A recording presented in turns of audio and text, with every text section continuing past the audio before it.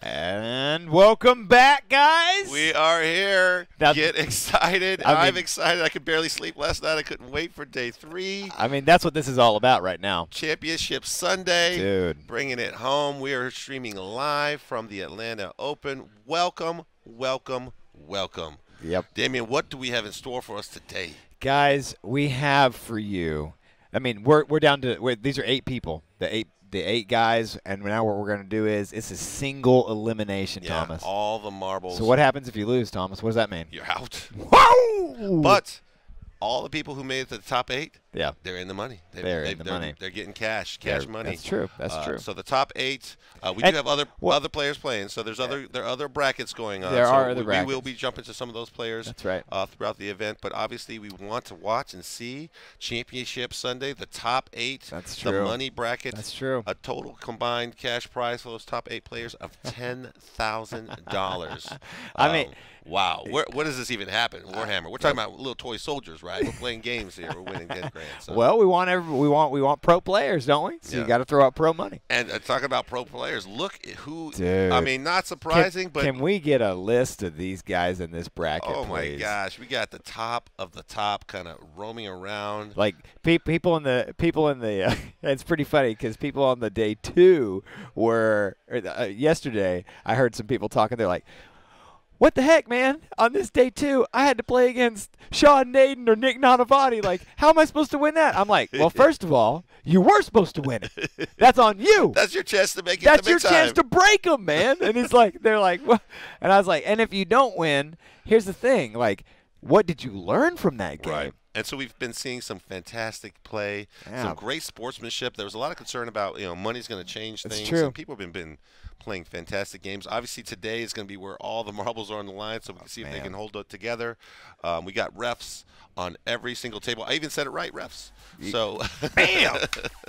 So yeah, we have refs on every single table and on all the top tables. On all the top tables. I mean, we still have refs roaming around, but we brought in some extra refs for today to make sure we're covered. We did because now it's down to the wire, right? That's right. So what we're actually gonna kind of cut to on the camera just so you guys can kind of see what these guys see the intensity on their faces. Yeah. Like Richard, we know what he did last night. Yeah. Study, he studied.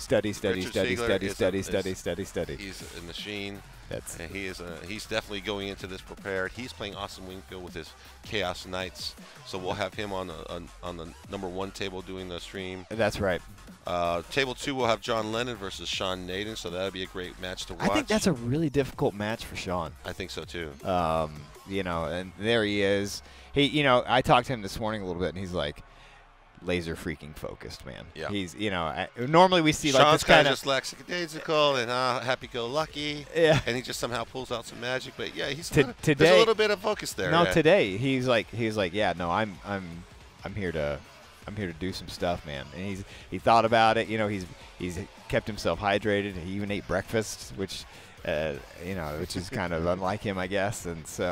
And then on table 3, we got Matt Root versus Nick Nanavati. Matt Root, they finished number 1 in the overall standings. In the overall, he had 212 points. He surpassed Austin Winfield, which we didn't think was even possible. Yeah, Austin was crushing it, and all of a sudden Matt Root, last 2 games really crushed it out. So he's at the top of the kind of overall standings, but everyone got broken into groups on day 2, so that's how they're standing. Having the overall standing right now doesn't even. I mean, it's good. It's cool. That means he did really well in his games and he scored high, but it doesn't really matter right now. That's right. So if we got some new folks, just step it back a little bit. Welcome if you're new to Warhammer. What is going on today? We're obviously Championship Sunday. We're talking about Warhammer. And what we're doing today. So we've had 3 days of gaming. If we could pull up the format, I know we're showing players right now, but if we could just pull up the format for how we went for each day, so we can kind of overcap how these guys got here. That's right. And while they're doing that, just Warhammer in general, we're playing Toy Soldiers. This is a 1v1 type matchup. Little miniatures painted on a tabletop. We're playing battles. We're rolling dice. And there's actually cash money on the line, so this is some serious stakes. So day 1, that was 3 games. We're playing Swiss play, highest versus lowest, or highest versus highest. We keep playing that down. that gets you a win-loss and a battle point record for day 1. That'll put you into different groups, and once you get paired in those groups, you play out Swiss pairs in your group only. That's and right. your combined win-loss and battle points for day 1 and day 2 kind of gives you your overall score in that group, and the top players of each group go into bracket 1. So that's how these guys got to the top 8. And so, unfortunately, there'll probably be a lot of questions. Well, why was Nick Nanavati playing against somebody that's easy? Why was Sean Naden playing against somebody that would be seemingly out of his skill group? Well, that's actually because the way it ended up happening was we ended up with less players than were anticipated. It ended up in that 70 bracket area for players. If it had been 80, if it had been 100, or if it had been 60, it'd have been okay, because then we'd have had more of those top players in those brackets together. Yeah, the way that the groups get set up, it just matched up. Again, you're kind of still playing the win-loss record, so winners play winners. So we're still worked out that way. But it's Swiss pairing, so if you won, and you can't really play each other again, so you have to pair down. So it posed some interesting matchups yesterday, but also some very close, tight ones. So it came down to the wire down to the end. Justin versus Davis, that was like literally down to 3 freaking points, right? It came down to an 8-inch charge. If he makes an 8-inch charge, he needed to roll 7 on the dice. A 4 to 3, man. He's going into the money bracket. He rolled a 6. No re-rolls left. That's what happened. And Justin's going to the top. And we talked to Justin too. Like, his strategy was like, well, I'm 5 points up. I know I have to get a draw. I have to get a draw or a win. And he's like, draw is acceptable. And Davis had to make that charge to get the win, to get that 1 extra point for the bonus point in that mission. He did not make it. Man, that was a close, nail-biting mission. So that's the kind of action that we've been having. We've been streaming this live. Kudos to Justin and Davis as well, because they were able to keep, whilst it's super intense and they had some intense moments, they took a breath from the table and came back and then just did it right. They did it right. So that was great to watch. Fantastic sportsmanship all out throughout the event. See Matt Root there kind of dancing. They've been just having a good time. And then, we're here at Access Replay. We're live in Atlanta. The weather's been great. The food's been great. We've been just having a good time. That's right. If you guys don't mind, tell your friends about it today, because share it. This is the big show. This is what we've been building up to for 2 days straight. That's why Thomas and my voice hardly even works right now. We've been going. We've been guzzling water like gasoline, man. And now it's go time. We're here at the championships. We want to get you guys here, see it. If you're in the local area, you're in Atlanta, stop on by. Come and see these guys in person. See what it's all about. We got a lot of technology here. We'll be talking about that throughout the event, pulling the scores live from out the event. Can we pull up the schedule for today as well, so people can kind of see how that's going to have a breakdown of time? Thank you so much, and production. We've got roaming cameras, so we're going to send those guys out. We got weathermen, reporters on the sidelines to go to them when the action's hottest. So we're right on time, 9 a.m. We're quarterfinals, and it's 9:09. Sorry, I didn't mean to cut you off there. Yeah, so here we are. We're on Sunday. They just skip from these so fast. We got to jump on it when they put it up, because they like to zip it off. So we'll have a 3-hour round, round 1. So they're setting up now. We'll jump to the action here shortly. And then we have a lunch break, and then we'll have the 2 final games this evening. So it's going to be exciting. So let's jump to our meteor men. Our meteor men? So our weatherman today will be, we got Will Clayton there. Say hello, Will. Can't hear you, buddy. You always have a broken microphone. Or you're on a UFO. This is the guy that was UFOing all weekend long. Will is How about now? Are we good to go? Go. There we go. Oh, you got to hit the right button sometimes. That's interesting. Guys, I'll be on Table 1 covering Austin and Richard's game. I'm going to step away just a little bit to give y'all a brief rundown, because talking to both Austin and Juice this morning, Austin has a plan for this game. A lot of people have thinking his list just does not match up good against Siegler. But he's been planning for this matchup for a couple of months now. Yeah. Expecting to have it. So he has a plan. So it's going to be interesting to see if his plan works out, especially in this mission, because he feels like this mission works well for his list. So he's got things in mind he wants to do. Great. So we'll check back into you in a moment. Let's go to table 2 with Bob. Do we get a shot Bob of Bob? Azell. Let's get a shot of Bob there. Bob, say hi to the people. Bob. Look in those dead blue eyes. You'll fall in love. So be careful. I'm on table 2 with John Lennon and I like Sean the shirt. Naden. And so they've chosen Search and Destroy. John removed 2 deployments. Sean removed 1, got to choose because he's a lower seed. John has 14 CP, burns down to 8. He's running White Scars and Iron Hands. He's choosing Recon, Headhunter, and King of the Hill, which I haven't seen anyone choose King of the Hill yet this tournament. Richard Siegler did it, but it's okay. I wasn't on that table. So there you go. Well, you said you hadn't seen, so you're right. That's right. I haven't seen it. I wasn't on the table. And Sean has 6 CP. He's running Eldar, Craft Worlds, and Yunari. Nice. And he's choosing Gangbusters, Butcher's Bill, and Recon. Against, those are good picks. John Lennon. Yeah, So that's awesome. should be a pretty good game. Thank you, Bob. Thanks, Bob. Let's All check in with Chad and get a shot of him. Chad Weiss, there's the man and the plan. He's running on table 3. What do we got on table 3? How's it going? We got Matt Roots versus Nick Nadavati. Iron Hand successors versus Raven Guard successors. So lots of Space Marines. It's going to be an exciting game. Awesome. Thank you so much. Nice. So we'll check in with those guys as the action unfolds. So first things first, We got to pick the People's Champion.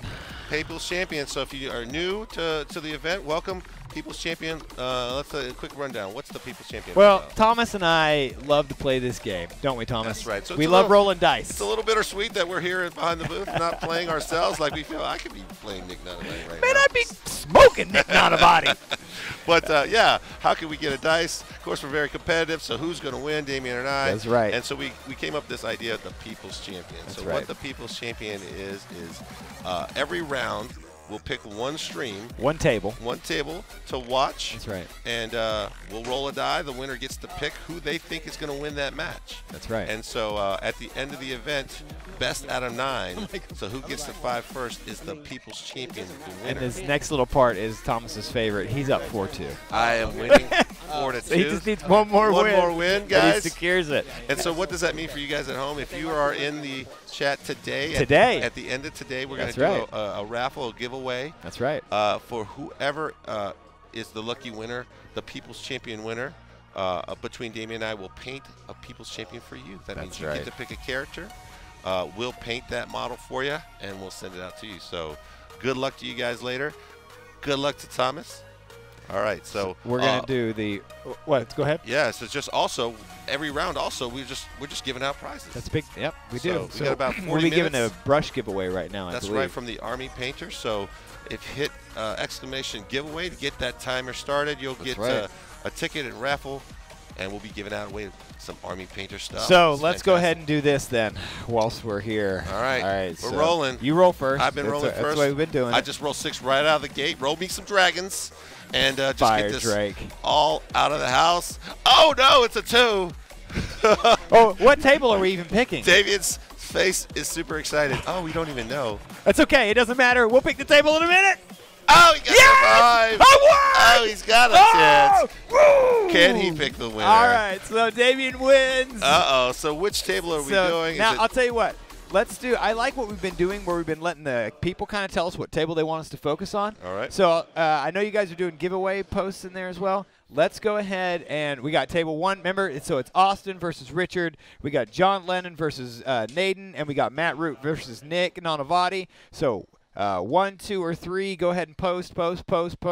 You got 2 minutes. 1, 2, go, 3. go, go, go, Which go. table is going to be the People's 1, Champion 2, or choice? 3. Let us know. Pick. Go, go, go, go, go. Oh, this is exciting. Go, go, go. Damien needs to get a secure win I here got- to keep him afloat. Because literally, if I Champion. know this, is, if I don't win this one, it's over.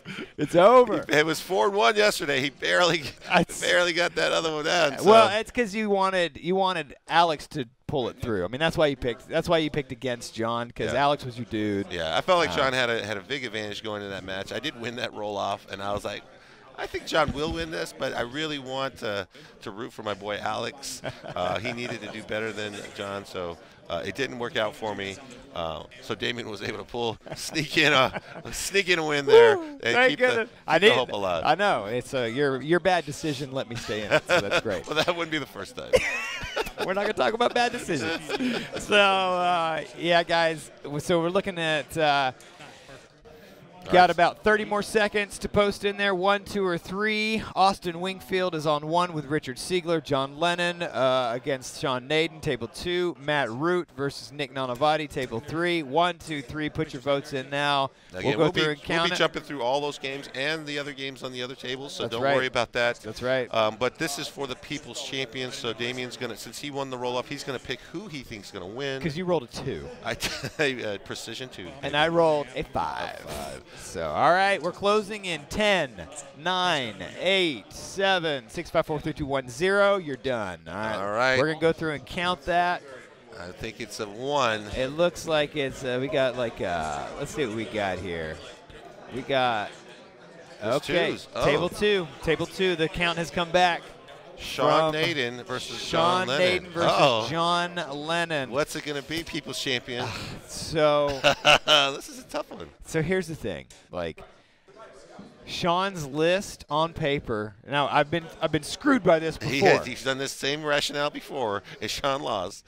And Sean lost. I was like, it's our very own Adam Abramowitz. Adam best general. Abramowitz pulled it down.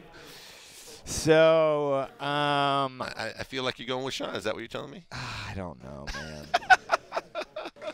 The struggle is real. You were like a man crushing on his hair yesterday. How are you not going to go with Sean? Because I think You like the headband is winning you over, John Lennon? I think Lennon will probably pull this out, and I have to win. So He's going with John Lennon. He will Wow. have to probably go with. The indecision is real. I think y'all busted him by picking table 2. Y'all busted me by picking table 2. I'm glad you won this roll, so I don't have to make this agonizing choice. See, and here's the other thing, too. I'm thinking about the repercussions of not picking Sean because Sean likes me. All right, fine. I'm just going to do it. Go with it. Go with it. I'm going to go with your Naden. gut. I'm going to go with Naden. Naden. All right. He's going for Naden, so I'll be rooting for John Lennon for my People's Champion choice. Let's go to the tables and see where we are. So we picked table 2. Let's go to table 2. Table 2. Here we go, guys. All right. So they're already in deployment. Can you give us a rundown, Bob, of what you think about this deployment and how they're doing it? Like, what do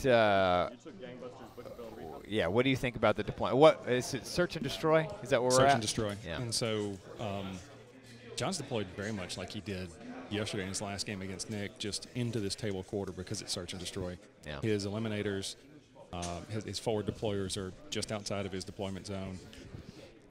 And he's left the same things off the table. Actually, he's left.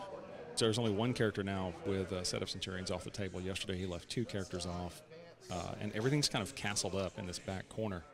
If you can see it, I think they're just showing the deployment zones right now. Yeah, so Search and Destroy is Sean is deploying and now.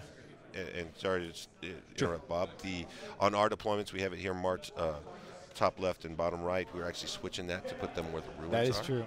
So you'll see them deploying in the bottom left and the top right of the screen. That's why it looks a little bit confusing. Let's go back to the table. See that? But Bob, tell us about the secondaries real quick. Just run that one more time by us, please. So the secondaries these guys have chosen is John Lennon chose Recon, Headhunter, and King of the Hill. And Sean has chosen Gangbusters, an obvious choice against a heavy Centurion list, Butcher's Bill, and he's chosen Recon. I mean, he's got a really fast list. Recon should be fairly easy for him to achieve pretty much every turn. And again, John's deployed almost exactly the same as he did the other day. If you look on the table, see if you can see it. Can we pull up table 2, please? Yeah. Thank you. Okay, go ahead, Bob. So back here below where my hand's at, there are 2 Thunderfire cannons in this ruin back here. It's the same thing he did yesterday against Nick. And so he's got his dread that he's created. He's made it into a character with a stratagem for the Mortis Dread with 4 last cannons on it. Sean's deploying back here, and he's deployed his 2 vehicles. I think those are Night Spinners in this ruin back here, and now he's fanning his bikes out. Yenkarn appears to be on the table. So it's going to be interesting. It looks like he's got Guardians out front. So John chose to deploy first, which means John's going to go first unless Sean seizes on him. That's right. So it's going to be pretty interesting to see how this plays out. You kind of see him. He's fully set up yet, but he's got some Rangers or Guardians kind of deployed in the screen. let's just talk real quickly about their armies and some of the secondaries and why they chose that. So Naden, obviously, he's been playing this list for quite a while. Yeah, this is the longest list he's played in 8th edition. He told us that, like 6 games in a row or something, like, you know. He's always tweaking it just barely.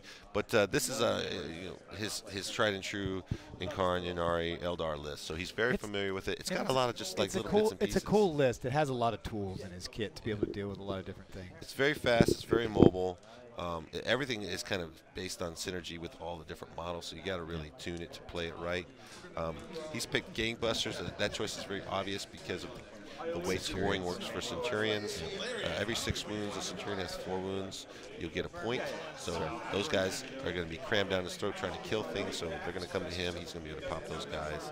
Butcher's Bill kill 2 things a turn. There's a lot of little small units that he has in the Marine list that he can kind of pick off. Yeah. And then Recon, he's super fast, so he's going to get to that. So Recon is end your turn with a model in one of the 4 quarters, and you'll score Recon. So just a real quick kind of, let's pull up the mission and just talk about what they're playing and what's it all about. So I believe this is mission 5? No, it can't be mission. It might be mission 5. Oh, it's mission 6. Okay. Mission 5, I think, is the character thing. So pull up mission 6. So we're playing ITC missions. So if you're not familiar with that, each round is scored player by player. So we play 6 rounds.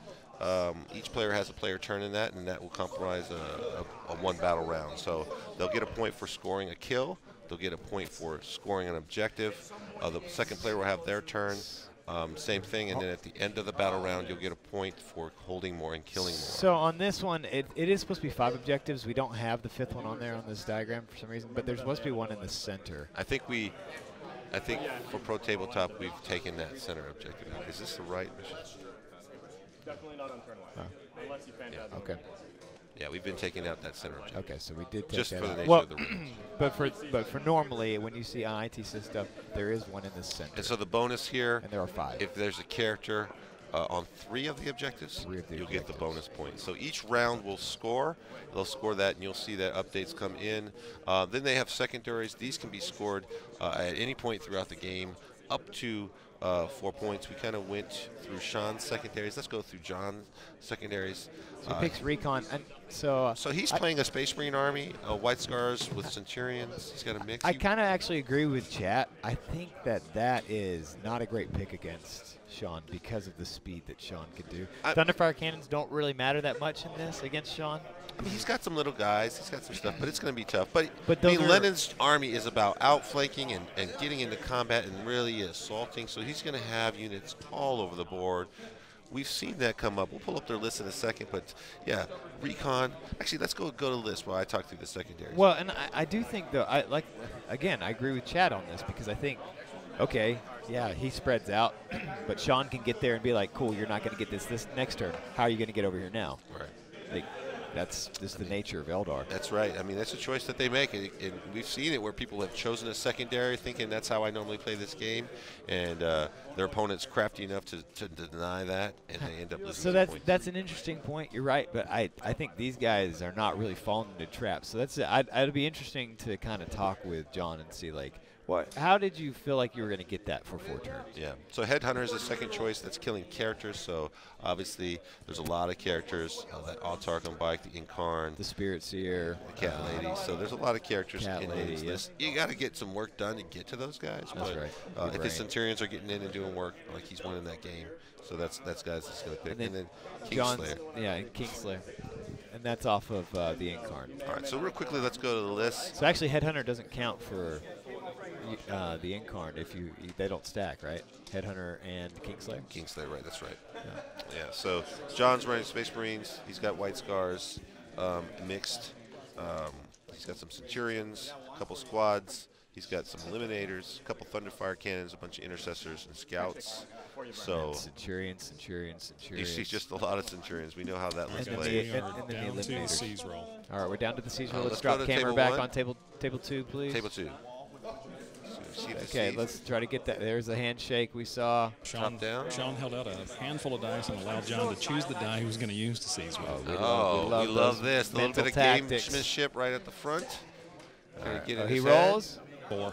It's not a It's a 4. C's. It's okay. He kind of So- pushes that dice aside, a little bit disappointed he didn't seize And there. now Nathan's going first. No, John's going first. John's going first. I thought Nathan just. Nathan tried to seize just now. I thought John's going. Who's going first? Bob? So round 1 begins. Sean plays no stratagems before Oh, it is Sean. the turn begins. No, John's going first. Oh. John was checking with Sean to see if he wanted to play anything Oh, okay. before the game started. Got it. Possessions or any redeploys, anything like that. Got it. So here John we go. gets no chaplain chance. None of them are successful. Ooh, both those chaplain is just made for disappointment. Those guys. And then you're like, do I CP that? And you can't. You cannot blow CP. You can't afford to waste it. Marines don't have unlimited CP, and it really drives them. and You they can need see 'em. the power of the Marines drop if you ever see those Marines run out of gas. What if they run powers out of did he gas. try to cast for the chaplain? Or litanies? Sorry. Just a second, and I will check for you. So while he does that, so just for those folks at home, if you're not familiar, Space Marine chaplains, at the beginning of the battle round, they can chant a litany.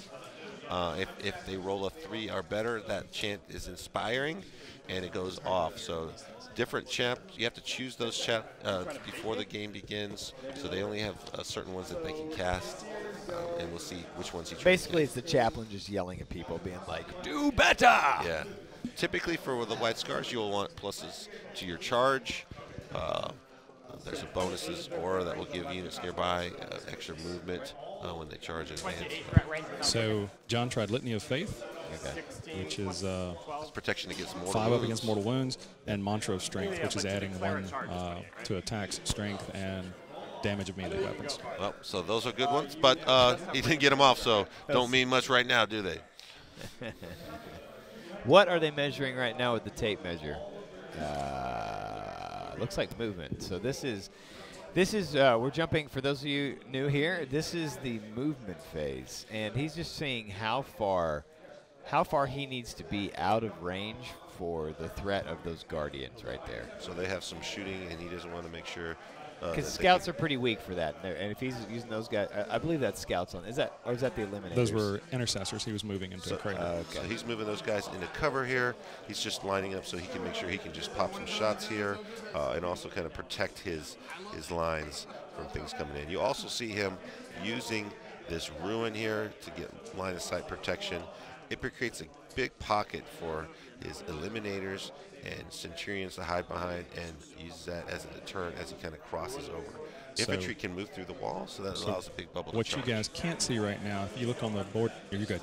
If you look on the board, all of his scouts are back in this ruin. They're underneath here, and they're all in front of his Thunderfire cannons. Yep, so he's screening kind of here on this line on the board edge. I just do have gotta a keep question. that Are protected. they on the wall though?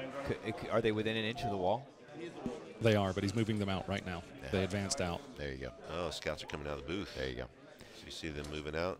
There you go. And again, so guys that are new to Warhammer, each player takes their turn. A turn is comprised of 4 phases: the movement phase, the psychic phase, the shooting phase, and then the assault phase.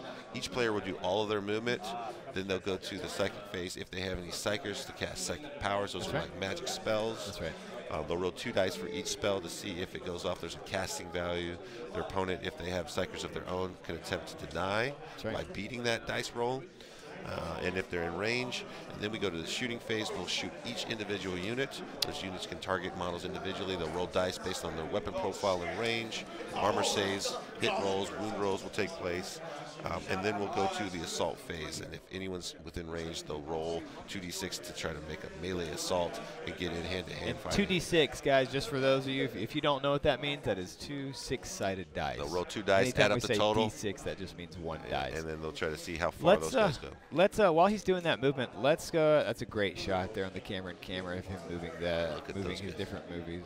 Let's go ahead and jump to a table 1 just to see the movement. Looks like Siegler's going to be doing a little bit of the movement phase. Will, if you want to give us a breakdown of that once we get there in just about 2 seconds here. And just talk us through their secondaries. Talk and us what through they their do. secondaries, what Siegler's doing, who went first. It looks like Austin went first. Maybe we'll see here. Austin did go first. He moved up. His secondaries, he picked Recon, Butcher's Bill, and Engineers with his 2 Nurglings. He picked up, on his turn, he picked up a hold and a recon, and he killed about about 7 or 8 drones in his shooting phase. He had 3 go through to one of the riptides that he didn't pass off, and Richard made 2 of his 5-ups. Wow. So he rolled it. It would have been 11 damage, but he only did like 2. And then, so now we're into Richard's at the bottom of 1, and he picked Kingslayer, Titan Slayer Old School, and now he's moving his drones out to block from the Knights coming all the way up in on his Riptides. So this is, thank you, Will. Appreciate that, buddy. So this is pretty cool. Like, we've seen all weekend long Austin playing these Knights, and he's been very cautious with the Knights and Mortarion. Mortarion's still hidden, so he's fine. But we haven't seen really Austin like cram it in anybody's cram hole like your normal Chaos players do. What do we see this round? Cramming it in the cram hole. Oh, he has to. He's got to get like, in there. He's like, I got, because he needs to utilize combat plus, because there's so many drones, right? If he doesn't have enough shooting to just kind of mass fire the drones down. For the folks at home who don't play Tau have a mechanic. The lot of little drones, they have a rule called Savior Protocol. Yeah. If I shoot at one of my bodyguard, it's crisis suits or infantry or carry. They basically have a rule that they can just jump in front of the wound and take the wounds instead. So the drone will kind of sacrifice itself to suffer the damage instead. So it's very difficult to kind of plink through. Richard has over 50 drones in his list, so shooting at his 55. big giant Riptide battle suits that are there doing work, he's got a lot of meat shields to kind of cheering through. So you see normally Richards is very aggressive, pushing up into the center. Not so this time. He can't afford the Knights to get into him too soon. He's got to do work on them, and he's got to use those drones to buy time so he can whittle down those. But those Knights aren't easy to get rid of, and he can make one of them. So the first one he shoots at, depending, he can be like, well, you're going to wound this guy on a 4-up, so go ahead and make it. Or he could even play mind games and just be like, all right. And on a 4-up, that means you have to roll 4 more. So this is the list that we're kind of coming into here. Austin has 3 Knight Despoilers, Mortarion, Poxbringers. That's to hold objectives in the background. And the cast spells, yeah. Sorcerers, some Nurglings. Those are his engineer units. Yep. We'll go through the secondaries in a second, talk about what engineers means. Poxwalkers. Those guys are mindless zombies that don't care about any kind of leadership issues. They just sit there. You got to kill the very last You one. got to kill them all. So they're great for holding objectives. They have feel no pain.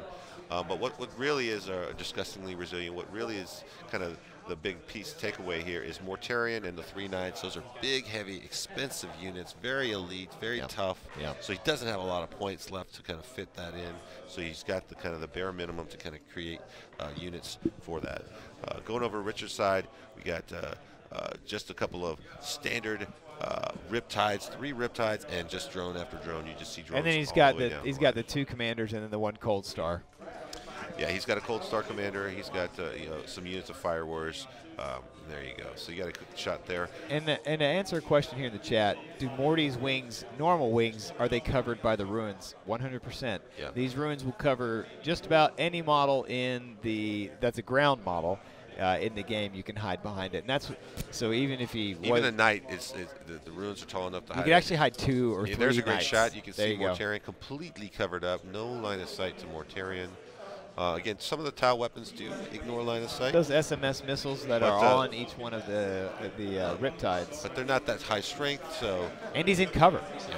He's going to get 2 up saves. Well, the SMS ignore cover, so. That's true. That's true. Yeah, right. They do not cover. necessarily something he's going to want to target at Mortarion. Yeah, but 3 ups and then 5 ups, like, what does he really care about that anyway? Exactly right. Austin did, so let's talk about their secondaries a little bit. So it looks like Austin did pick up Recon. See, and that's kind of cool that he picked this because Richard cannot really afford to put extra fire into all the little things on the table, even though that's what he normally likes to do. Yeah. Because he has to stop these Knights from careening into his lines, and that's what they're going to do on this next turn. That's why he's the formation we're seeing right there. That's why he's being so precise. The longest turns. Adam made a great point in here. Thank you so much for this sub, by the way. We really appreciate that. Real Dracoria. Yeah. So that's what we're kind of seeing. And what's interesting and I love about the way he's doing this, look how far he spread between the drones. each line of drones. Yeah. He put a big, huge squad, it looks like, up front there to really kind of cover that main thing. And then it looks like we have 6 inches between that and the orange ones. Yeah. And what that does is means if he makes this charge, even if he makes a big charge, his base can't really fit to, like, go around on the bottom with that knight on the edge of the L right there. Yeah. And like, so it's just really going to stop him from being able to like consolidate into the next thing. Yeah. He's really trying to prevent this movement here, Yep. so that he's limited on how far he can go. And even if he does get to that line, now he's got to make a secondary charge to try to get closer, and that's a long distance. It's going to put him in a difficult position. You see here, he's kind of right next to the ruins, so the forest. So if any part of his base clips or goes through that forest during the charge, that'll subtract a -2 to the charge distance, so a penalty for going through the forest. So another smart play to try to limit his ability to get extra movement during the assault phase. So that's why he picked Recon, I think, for Austin, because he knows he's He just knows coming he's up. gotta push up. He's coming up the board. And he knows that Richard's got to put his guys castling up in the back. These guys in the back here, they have limited range, only 36 inches, so you know that they're not going to be able to really push out and threaten his backfield units. You see he's got some Nurglings back here.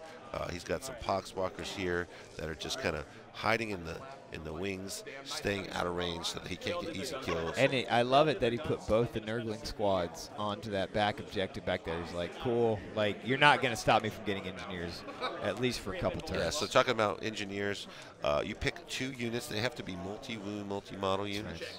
Yep. Oh, no, not even multi-model. Like we said, a vehicle could score engineers. Yeah. Multi-wound model. Multi-wound model. During that turn, you have to begin and end your turn on an objective, and you cannot do any attacks or you shooting or fighting. That unit has to basically just hang out, and they're basically just digging that objective. So they're not. Death Guard. Offensive at all. So to answer a quick question, sorry, Death Guard do not have warp time, but they can. Just because you can have different detachments, and because they have the Heretic Astartes keyword, you could still cast warp time on them. Yeah, Mortarion can also, can he spend a command point to try to learn warp time, or he I don't think he can do that anymore. They stopped that from happening. Oh, okay. And then the last pick there is Butcher's Bill, which is going to be super duper easy for him to pick up because he's got a lot of those 2-man drone squads. Yeah. So I don't even think he's really going to fire any of his guns typically into any Riptides. He's just going to be like, cool, let me get my Butcher's Bill out of the way, and then maybe he might start shooting in the Riptides just to get those fails on those 2s, you know what I mean? So Richard has so many drones, and when he does his Savior protocols and looks them out to the drones, he can pick and choose where they go to, and he's intentionally taken a lot of units that are very small, which is kind of a little bit counterintuitive. It lets opponents get easy kills, but it also potentially lets them overshoot onto that unit. So if you're going to spend a lot of shooting on a 2-man unit, you don't want to waste too many bullets there. The thing that's interesting about this matchup, because Austin's list, he doesn't have a lot of shooting, volume-wise. Right. It's powerful shooting, but it's not a lot. So he's like, cool, whatever I do put into those 2 things, he can almost split one thermal cannon on each, on 2-man drone squads, and then a missile to help on one of those or something like. He could, and he's got 3 knights to do it with. So it'll be really interesting to see. I think that's a great pick for Butcher's Bill. If you want to run through Richards now, I mean, they're pretty. Yeah, those are pretty sense. straightforward, standard. You can do that always against. You see that same kind of pick against Austin's list almost every single time. Old school to me is a little bit interesting. Let's start there. Yeah, so I mean, old school's going to be challenging. So maybe one of those situations where he's just going to try to get some of the points and he can't get them all. Old school requires there's 4 points you can get: first strike, last strike, warlord, and line breaker. So first strike is one we're kind of worried about because I mean you have to kill something on the first turn. Can he kill a knight on the first turn? He's not going to really give him any of those soft targets way in the back. Because they're way in the back, and his shooting doesn't go that far. Yeah, Titan Slayer. That's any knights. After every 8 wound on a knight, you can score points. So he's got 3 knights. They have 24 wounds each. So just killing 1 knight will net him 3 points. There goes Richard Siegler rolling some dice. Look at that. It's like water falling down a mountain. I've already described that before. It's very. I'm telling you, I wish I had a Chinese or Japanese flute there every time he Every rolls. time he did it. And then of course, Kingslayer. Same thing. Picking up points off of Mortarion. So Mortarion is his target for Kingslayer. He knows Kingslayer, Mortarion's going to come in hot.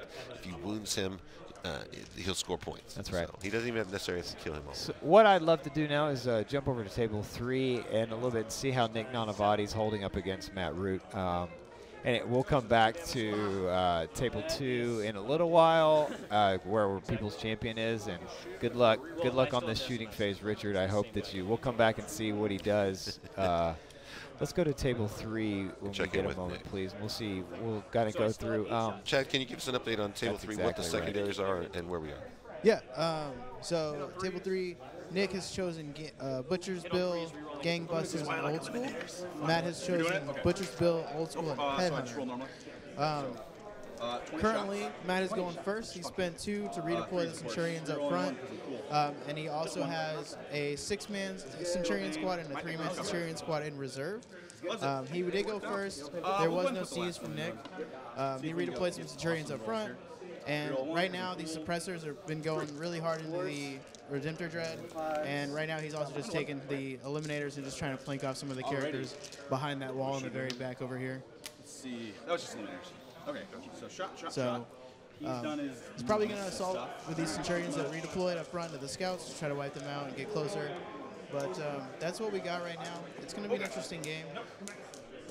Thanks, Chad, for that. And walk me one more time through the secondaries real quick. Yeah. Nick has chosen Butcher's Bill, Gangbusters, and Old School. And Matt has chosen Butcher's Bill, Headhunter, and Old School. Thank you, sir. Excuse me. Before I roll, I have to declare now if I want to shoot. If I'm going to shoot twice. Oh, there they are, right there on the screen. That's right.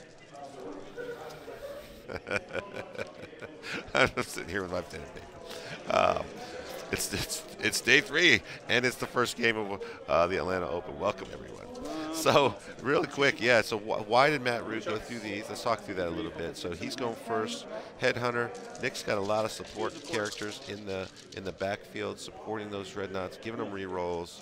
So you know that's every character killed. That's a point. So it's a pretty good choice if you can get into his lines. Butcher's Bill, 2 targets a turn. You know he has a lot of little chaff units, scouts, screening, some intercessor units. So it'll be interesting to see if he can pick those off. He does have devastators and suppressors that kind of jump in from reserves. So depending on where those guys go, they sometimes can be easy kills or very difficult kills because he can position them a little bit out where he needs to. And then Old School, that's just, as we talked about in the last round, first strike, which you should be able to get with this early strike. And then last strike, he's got to get something into the turn, killing his Warlord, and then getting going down the line, adding 2, so should be fine. And then those guys killing only declaring the server. So looking at Nick Nadavati's list, we don't have Matt's list. He came in late once our system had pulled this, so his is not in here. We do have his list. It's just not showing up on the screen here. Nick is running a kind of interesting brigade of Iron Hand successors. They're running Master Artisans and Stealthy. So what that does is give them always in cover outside of 12 inches, and Master Artisan lets them reroll 1 hit and 1 damage roll, or 1 wound roll per unit per turn. So that is actually pretty powerful on some of the units we've seen, especially those suppressors combined with their Iron Hands natural reroll ones. That's right. So yeah, we love those. And that, like Thomas and I have kind of been talking about, like ever since we saw Nick's list at Thomas's house, like we're like suppressors, they're terrible. And Nick showed me how wrong I really was. You got to play against him with that. He punished me with those suppressors. I was learning to hate on some suppressors, and he used them like a surgeon. It was terrible for me, I see. Anyways, so I have a newfound respect for those guys. Very difficult to deal with their long range. If he can pop your long range shooting, that's right. And then they just kind of can get angles. He picked off my Thunderfire cannon. Had no way to protect it and stop it, and you're like -3, 2 damage. Take some of that. And kudos to Nick for coming up with such a great color scheme for his army. I mean, it is just unbelievably unique, and I just feel like nothing like Adam Abramovich's at all. Like, you know, I did see Adam. No, you're right. It is actually like Adam's, but I'm pretty sure that Adam copied his idea. and decided, well, Nick's gonna have this winning color list. Like, I want to have a list similar to his. Oh wow! So I'm just There's a lot of shots being fired right now. I'm just gonna go ahead and copy. If you're not familiar with Adam, Adam is the best general. He has a podcast, so if you haven't seen that, go check that out. The best general. He is also the Army Painter. He's well known for his affiliation with the Army Painter. Great sponsors of ours. Also, don't forget we have a giveaway going on right now. So exclamation giveaway for the raffle for this round. We're giving away some Army Painter swag. I think it's a paintbrush set. And yeah, so Adam has a very similar paint scheme. There's some controversy on who decided they wanted that color scheme first. Adam will definitely tell you he did it first, and they copied him. Obviously, Adam's an award-winning painter. Nick, painting models is a new thing for him, so you can go where you go with that.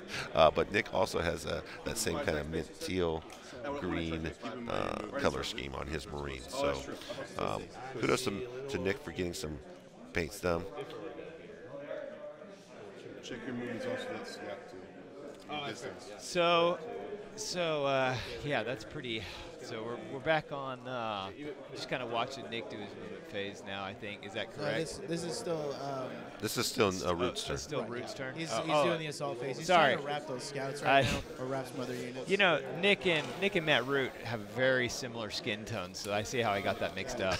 Makes total sense. You see him moving that ruin piece. It's a great thing about the Pro Tabletop terrain. It's not fixed to the table, and it's the outline of the terrain piece underneath, so you still have cover from a floor piece perspective underneath, but you can move that piece out of the way if you need to do a precise measurement. So really aids in speed of play. It's one of those things that you really don't realize how powerful that is until you're using that terrain person. That's right. You know, it's a big deal actually. We do have so we will be announcing later on. Let's get a tight shot while you're doing that of this area here, so we can kind of see exactly what he's doing.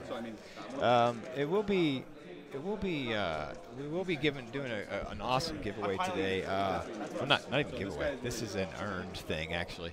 The Best Painted Award will be going out today, and we have a full set of the Army Painter Mega Set. I got it right here, actually. Let's get that shot of that on if you camera. guys want to see this, check this out. Look at that. So prizes are real. And just what every best painter needs is more paints, and you get the full set, the mega paint set from the Army Painter. Is this better if I go like this, like that? You guys? Okay, so just thought I'd show that off. You're welcome. You're welcome, chat. Thanks for that, Damien. You're welcome, we chat. We appreciate that model display. Yeah, fantastic prizes. We've been giving away prizes like this all weekend long. Again, we were going to give out an award for Best Painted. There it is. Channel my Vanna White. My Vanna White. We'll announce that winner later today, as well as Best Sports. They're getting a $500 from our sponsor, Pop Goes the Monkey. That's right. Again, big shout out to all of our sponsors. We wouldn't be able to be doing what we're doing today without their help. R.S. Andrews, Pop Goes the Monkey, Secret Weapon Managers, The Army Painter, everyone. Gigabytes Cafe, Frontline Secret Cafe. Weapon. Just come on down. Those guys are fantastic. Axis. 3D Wargaming. We're here at Axis Replay. Replay down in Atlanta. The venue has been fantastic, taking care of us and all of our players' needs. If you're ever in the area and you want some land gaming, this is the place to come. I never even knew about this place, and it's fantastic. They got a great vibe here, a nice setup. They're relaxing and comforting. And if you're in the area today and you want to come see the action live and meet us in person or the players, we're going to be here all day. This is Championship Sunday. Come and check it out.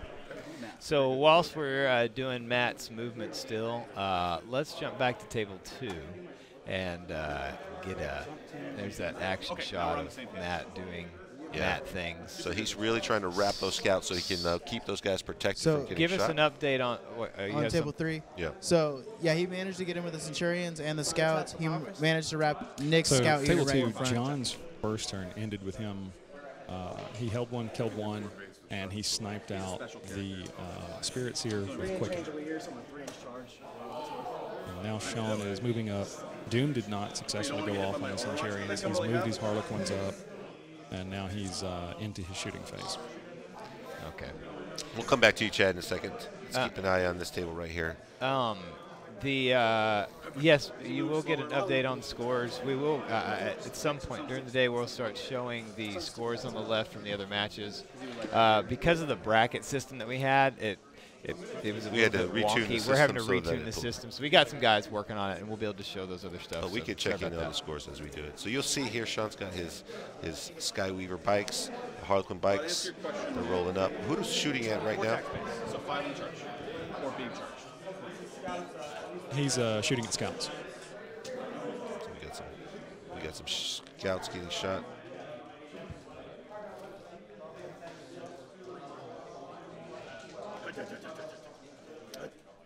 So did he fail Quicken? The character with Quicken was sniped out on John's turn 1. Yeah, he said that it was Let me see if I know Spirit Eldar Seer. better than Sean Andy failed Doom. It's a big hurdle for your people's champion losing that Quicken so early. Eliminators are real. These guys can do some work, They can. especially if they get line of sight, but they can still shoot without line of sight. So while we're watching this, quickly, Chad, can you give us an update on the charge and how that What's ended up going for on Matt? table 3 over there? So yeah, all we're doing is he's just moving in. He's trying to. I think he's trying to take the suppressors or the intercessors and just go take on the Centurions in the middle because he's got to deal with them somehow. But that's pretty much all we have for now. We'll get back to you when they start shooting. Okay. And also, can we just get we don't have to even jump to the camera, but can we get a quick update and post the score from table 1? Just let us, just tell us what did the shooting do from Siegler? Big old Rens. Two up saves. Well, let's see. You got to turn your microphone on again. Or will be a 2 up save. No, I didn't hear you. I didn't hear you kick to me, brother. No, we're going into the top of 2. At the bottom of 1, Richard was able to spend some CPs and pick up a knight. Ooh, he got his first strike. Yes, he got first strike, and he had kill more, and hold. Austin had recon, hold, and hold more. Really, he picked up kill more. That's interesting. Yeah, because Austin didn't kill anything turn 1. I'm surprised Austin did- tried to pick up some of those two-man He was, drone systems. yeah, but he was all behind everything was hidden back behind. None of the two-mans were visible, so he was pulling Doesn't from he the ha- large units. And he doesn't have out of line of sight missile pods on the top of his knights? No, he does not. Okay. Wow. So now we're going into the top of 2, and Austin rolled slightly below average on his number of shots with his Melta, and he's picked up 5 drones so far, and now we're going into the assault phase. Oh yeah, you see him coming in. That's a hard. I mean, that's the way it goes. This ruin here is kind of. We've talked with Siegler in the past. He loves search and destroy. That's a good placement for him to hide his drones out of line of sight. So that keeps his small units protected in those early turns to get him kill more. Again, every round you're scoring. Did I kill something? Did I hold an objective? Did I kill more things than my opponent? Did I score more objectives? Since he's so far in the back, he's not going to score a lot of objectives early. So he's got to try to hold on to that kill more so his opponent doesn't get 4 points to his 2 every turn. So is he doing his movement right now, Will, or He's in the assault phase. or is he assaulting? He's assaulting right now. He's trying to figure out if he's going to be pinned in and not be able to move far. He's just trying to get as close as possible to the point of stopping and being able to consolidate in. And you see here where he's kind of got the knight. He did not push all the way up with this knight in this corner here. That's interesting. Yeah, he kind of left him back. He wants to kind of just force the shooting.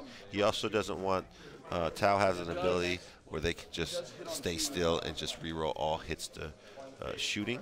And if they're out of range, So he's only trying to give him one target that he can do that to per turn, right? Yeah. So kind of keep him centered back there in the back. So I'll say this. The score looks kind of scary, or it's like, oh, Richard's pulled ahead. But here's the thing, like, it's a slow grind for Austin, and it's like quick points every time that Richard does anything, basically, with the exception of Old School. Yeah. We're going to see 4. you can see where he points picked up stacked 3 quick points there to take the early lead with Titan Slayers. That's That's right. why he got that by killing that knight. He can only get 4. So once you kind of lose more wounds on that last night, that starts to become less relevant. It does matter since he will have less knights to do work with, so he can't afford to just keep losing knights, but it's not going to just really jump the score up in and of itself. And I think what we'll see now is he's probably going to be able to get, depending on how this combat goes, kill more and hold more now. Because I don't think that, well, again. Also the bonus guys, because his knights are characters for this mission. That's right. So don't forget, 3 characters on objective gets you the bonus So he's going to point. get that bonus point, and that's going to. That's right. You'll see here he's got a character sitting on that objective, this knight sitting here, and obviously this knight is right here. So at the end of his turn, if he's on 3 characters, he'll score an extra bonus point. Did he kill anything in combat? I think we haven't swung combat. Yes, he picked up a 2-man unit. did. They just pulled it. They didn't roll it out. Yeah, Gotcha. that's cool. And so now Richard's doing his movement phase, and we're seeing his it. drones kind of close in and be like, he's like, I got. But the thing is, he actually has to kill that knight to be able to stop this bonus points from going off. And then what he's going to do, I'll tell you exactly what. The That's not bonus true. poin's in the player's turn, so he picked up the bonus. That's what I He did mean. the bonus. So, He'll well, just I'm put saying those drones there, and he'll have to kill those well, drones what I'm off. saying is he has to be able to kill that knight in order to be able to stop that. And then what's going to happen is, I saw a question about Morty. Morty's then going to jump out. He's going to get another bonus point because Morty's going to grab that objective next. Yeah. And he can't. So Richard has to make a decision. Do I kill? And Morty can go either way, basically. Like he can either go down because Richard's probably going to put objectives on that. He's probably going to put drones on that other objective. And the other thing that's interesting about this, because he has to push those drones out, he's not able to protect his riptides as easily as he wants to with Savior Protocol. Savior Protocols requires a drone unit to be within 3 inches. 3 inches. Yeah. So he does have a few large units that can kind of string back to a character. But once that those units get thinned out, it starts becoming those small units. And they can't really extend as far and provide that protection. That's right. That's a good observation. Adam, you're right. We should talk about how easy it is. Look at that top down on Siegler's drones. There's no question about what squad any of that crap is. He's got it marked on both sides with these little stickers that he puts, so everything is marked super easy. And honestly, man, if everybody did this kind of stuff, there'd be so many fights. And even Austin, credit to Austin too. Look at him. He puts all the stuff on sticky notes on his knights, probably for himself so he remembers, and also for his opponent. So you can just glance at the knight right away and go, what does this guy have? Yeah, they're iconoclast knights, so he's got to roll for what their buff is each time he plays with them, so it changes round to round, so he's got to kind of put that as a reminder for him and his opponent, but also for Siegler. As you saw, we had a great shot there of all the drones. They're all individual units, and so as you take casualties, you have to remember which one took casualties from where. There's morale tests that have to be taken. You want to know if I killed the whole unit, which drones are part of which unit there. Yeah. It all becomes very important, and it can really slow and grind the game down. Especially when somebody just is like, okay, this antenna on the end has a green dot, and that's how you know it's in the green squad. This one has a yellow dot. They're part of the, and you're like, what the crap, dude? You want to make it clear for everyone, so it doesn't slow the game down and it makes it easy. Yeah. So Richard's a fantastic player. He does his best to make it very clear and for his opponent. And Austin is Austin's wife says the notes on the knights are for himself. He cannot remember anything. Guys, Richard's going to have to pick up both knights to deny the bonus next round. That's right. That's exactly correct. Because Morty's going to jump on either one of those objectives and scoop it up again for the bonus. Yeah. And each one of these points, for those bonus points, when you scoop those bonus points up, it has such a ripple effect across the end game score. It is. So typically what you're seeing in a lot of these high matches is each round you kind of get the 4 points max plus the bonus 5. Yep. So I'll kill more than you, but my opponent will hold more than me. So we'll kind of wash 3-3, and that'll kind of keep going down the line until late game. Or I'll just say I'll tie you on yours, and then I'll get my secondaries, and I'll deny you a secondary, and I'll win on a secondary. Fire Drake, I'm going to have to disagree with you. I do not think he can kill 2 knights this turn. No way. No way. What do you think? I disagree as well. I don't know if he's popped his ability. Did he use any of his abilities on that first turn? Well, I'm sure he's going to use if he could do it. A good shot. It's going to come Siegler. with Monka, but I don't think he's within. He's keeping both guys. He's keeping both abilities. He's not using them this turn either. Oh Wow. Bold move, Cotton. He needs to keep them, so I think he feels confident that he can take that knight out without any assistance. And it is possible. It just comes down to, can you roll 5-ups? And if he rotates Iron Shield. So that's the interesting thing. He's got 3. We talked about this morning a little bit. He's got 3 big guns that he can, 3 big models that do all the work, right? Yeah. If he shoots one of those models into something, the first thing that he's going to shoot into, he's going to be like, cool, rotate ion shields usually. And so now he's got those 4-ups to make. Well, now, depending on how much damage he does he continue with the other 2 into that one that he might damage, might not damage, or does he switch to a 5-upper at that point? That's right. So 4-up saves, that's going to be a lot of 4-ups. You roll hot on some 4-ups, you can really spike that and really mitigate a lot of damage. So it just depends on how well the saves come in. So and he needs 5 what we see Richard doing now, guys, is he's planning on taking this knight out, and he's trying to mitigate the explosion as much as possible. So that's what he's doing here. He's marking where the possible range of the explosion could be. And so now he's backing out of that range for when he tries to kill this knight and it explodes. He's not doing mortal wounds to himself. So one of the big things about these knights. Something I forgot about. Sorry, Chad has blown me up because I did forget. He has not moved the commanders yet, or the Cold Star, right? Will. Do what now? Sorry. He has not moved the Cold Star or the commanders yet, right? They were already out of range. They were in this back corner back here already. So I'm saying he hasn't moved them yet, has he? Correct. No.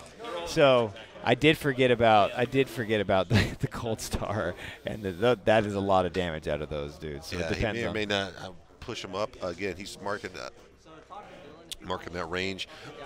One of the big things about the Chaos Knights is as they get into your lines, it's a double threat. So yeah, I killed that knight, but on a 4+, and we'll see Austin definitely elect to re-roll that. They explode, and when they explode, they roll a 2d6-inch radius up to 12 inches. So, and they deal out a bunch of mortal wounds to everyone in that thing. So Richard definitely wants to try to minimize the chance of that thing exploding. Normally vehicles explode on a 6, so a knight exploding on a 4 is a big deal. He doesn't want to lose guys in a ancillary explosion. If he can. Which it's interesting that pushes him back further into his deployment zone. Yeah. That's why he's saving his ability so he can come out in case Morty continues to hide because that was his secondary. That's right. Yeah. That's right.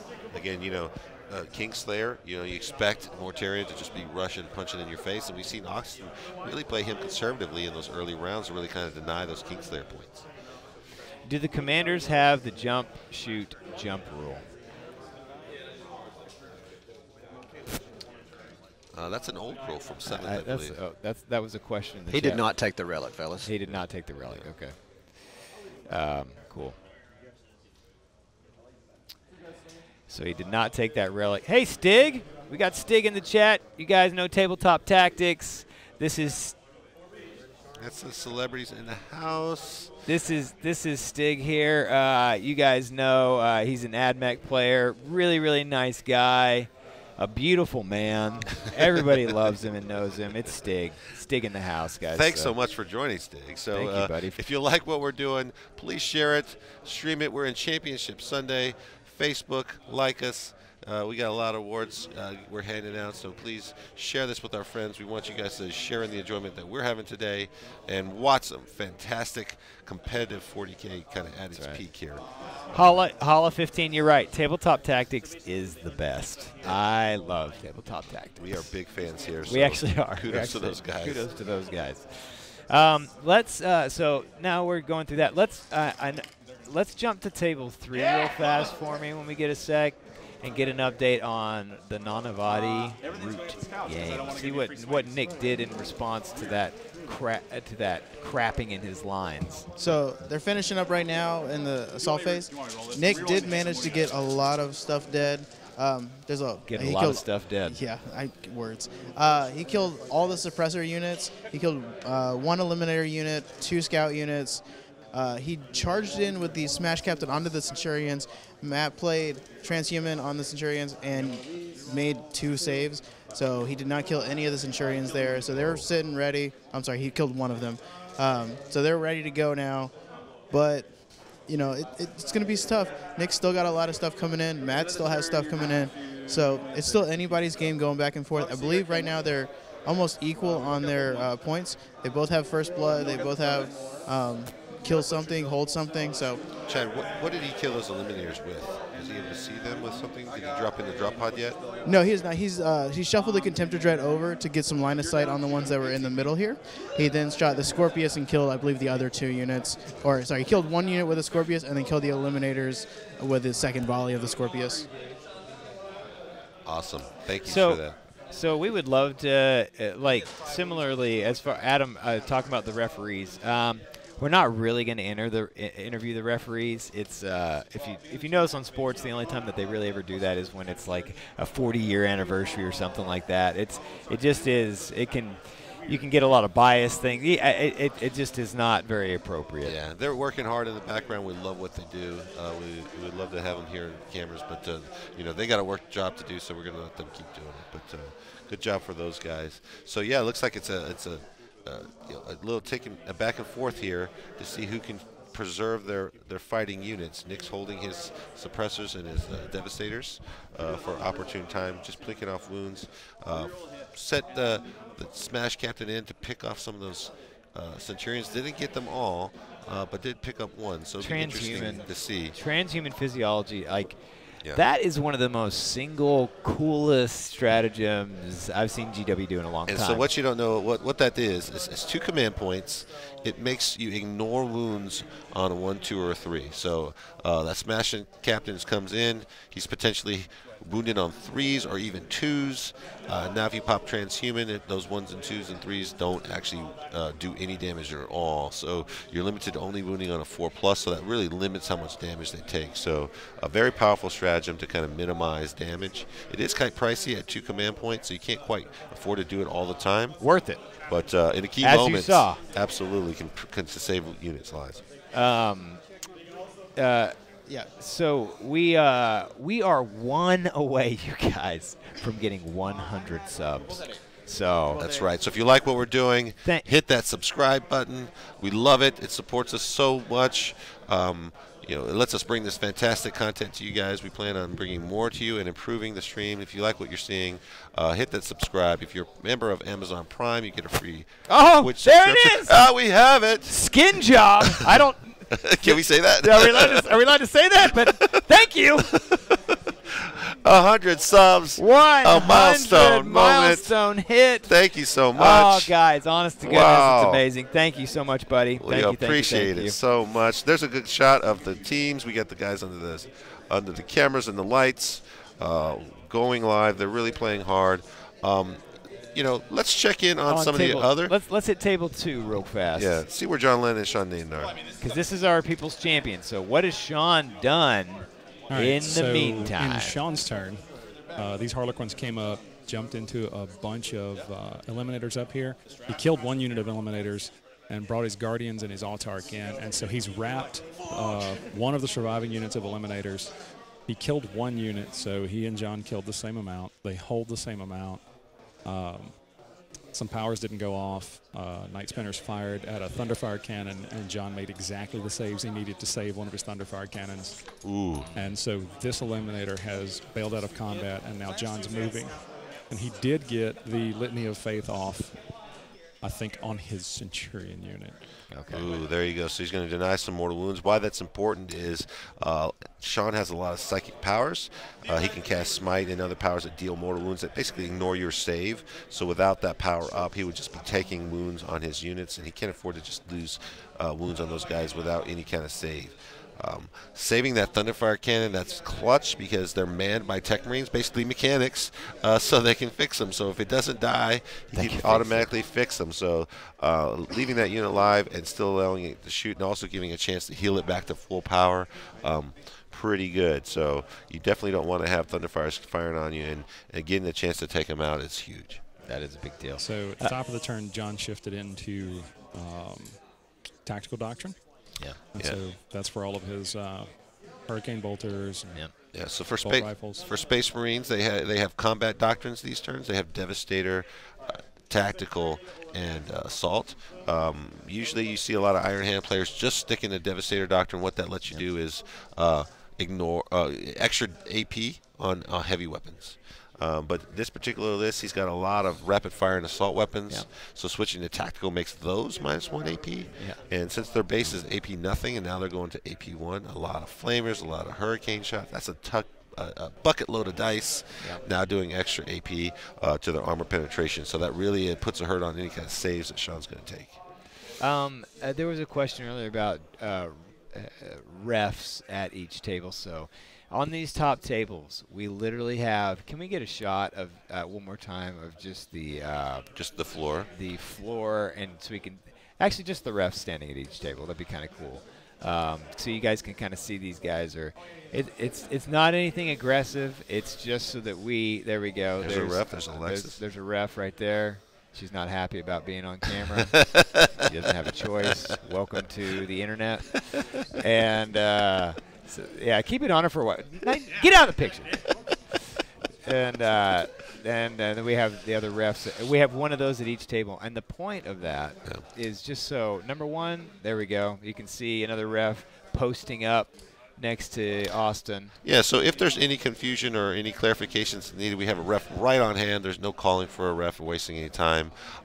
We also likened it to the cop right around the corner, so that if you're thinking about doing a little shenanigans, you have a deterrent because they might give you a ticket around the corner. Now you got a guy like he's driving right behind you. You know, you're driving the speed limit when the cop's right behind you. Yeah, if the cop's right on your tail, you're like, is my seatbelt on tight enough? Do I need to cinch this up a little bit? Not that these guys are trying to get anything away, the top tables, but just having that ref there really make sure that we make sure and we catch anything. And if you guys see anything on the stream, let us know. Table 2.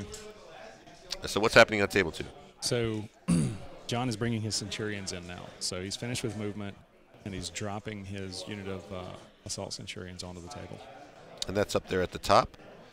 Up here, where he's measuring. Can we get a little zoom up to the top just a little bit? Ooh. Not to cut you off, Adam Abramowitz, the best general, says if you guys, until December 31st, use promo code PTT15, you get 15% off all orders from Army Painter. Wow. That's fantastic. Thanks for that, Adam. Again, R.S. Andrews, if you get a quote, I do AC, electrical, plumbing. You'll get a quote from them and tell them that Pro Tabletop sent you. You'll get some Gigabyte bucks. So that's our local store, Gigabytes Cafe. So thank you so much for R.S. Andrews and all that. And if you go on there and like their Facebook page and Pro Tabletop Facebook page, we're raffling off a set of Army Painter. The entire, it's like $500. It's the line. It's fantastic. That sounded just like Adam there. Well, I tried to do as much of a showmanship voice on that as I could, Scott. So, guys, if you switch to another camera, you can see how John's dropped his Centurions in to get a shot on what I believe are the Shining Spears. You believe it? Are they the green ones? Yes. Then yes, it's the Shining Spears. So you see the Shining Spears all tucked back because the Harlequins tied up. They're tied up in combat right now, right? They are. The Harlequins are in combat. He hostaged a unit of Eliminators, and the Centurions that were on the right table there. have moved up into so hold that camera. We can see right there. They got a line of sight. They will get cover. Oh no, they have Omnispecs for Centurions. They ignore cover. Is it Omniscope? Isn't it called? No, it's Omniscope. And Omniscope. I believe it's Omniscope. And again, like we talked about at the top of the round, he moved to Tactical Doctrine, so he's getting -1 AP. He's going to be forcing their invulnerable save on those Shining Spears. Without the Spirit Seer there to cast Protect on them, they're not going to be buffed up. Jim Vessel says, I love John, but his painting hurts my soul. Yeah. Yeah. We've seen some great paint jobs, and we've seen some not so great paint jobs, but we appreciate the effort nonetheless. So we look at this time clock here. This is the Naden John Lennon and they're still pretty even, 50. And you know which one? Each. You know which one's Sean? Yeah, because he writes his name next to it. I love the little I forget which one's my name there. My time. Thank you. It's good to see you, Vessel. Thanks for coming in, buddy, and saying hi. Coming to watch. That's the Jim Vessel for you folks at home. He's Jim Vessel. He's leading the IT. Is he number one in the still final standings? I think Siegler right now is number 2. Yeah, so we got a lot of pro players here. I know that that Jim wanted to be here at the event. I know he had a store opening of his restaurant, so he couldn't quite make it. But yeah, we miss you, buddy. We wish you were here. Next time for sure. Crimson. You'd think 40K players, they'd have time to properly paint paint tabletop standard minimum. So, I mean, to be fair, he is painted tabletop minimum. He is. But it is And let's be fair, like Pro, that's a kind of new thing that we're trying to. I don't even think he says he's not. John's not a sponsored one yet. Yeah, so we actually have some players that now are professionally sponsored by some of our orgs. So kudos to those guys. But we're trying to make this something that is where people can be subscribed and be actually professional. So we talk about pro players, but really the top ranked players aren't getting paid. This is their day job. And here's the thing: if John does win, then he can afford. That's right. To get himself. He can spend some of his winnings on getting some models painted. Absolutely. If we have him in here, we'll have to make sure we give him a little note about that from the chat. Well, from Vessel in Jim particular. specifically. Jim specifically. He's like, get your bottles painted. Come on. Nicely. Exactly right. He's like, what? I did. So you get a shot of those Warhammer Dice TV? Is that what those are? I agree with you, Mutant Mike. So we don't know how long John has been practicing this list, or working on painting this exact list. You know how like your lists change and stuff. And listen, I'm not arguing that he shouldn't have these. Trust me, I paint models so slowly. There you go. He's rolling. I'm sorry to interrupt. Nope. He's rolling his Hurricane Bolters. A lot of 4s. They're just sharing the dice to kind of speed things up.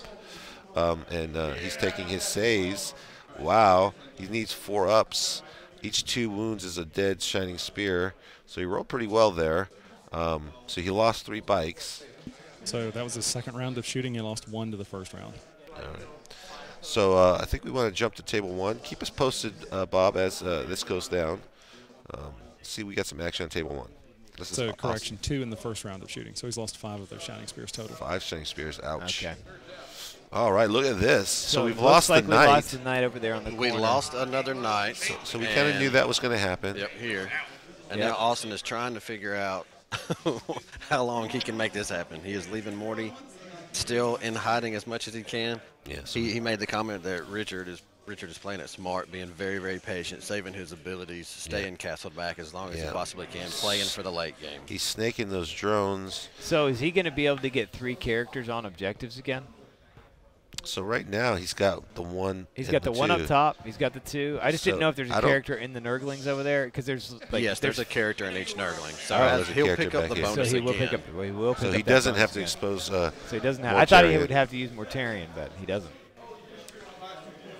No, but listening to the players talk, they feel like that it's Richard's game to give away. Honestly, Austin's just trying to figure out what he can do if he can climb, claw, stay in it, and Richard make a mistake. That's what it's going to take at this point.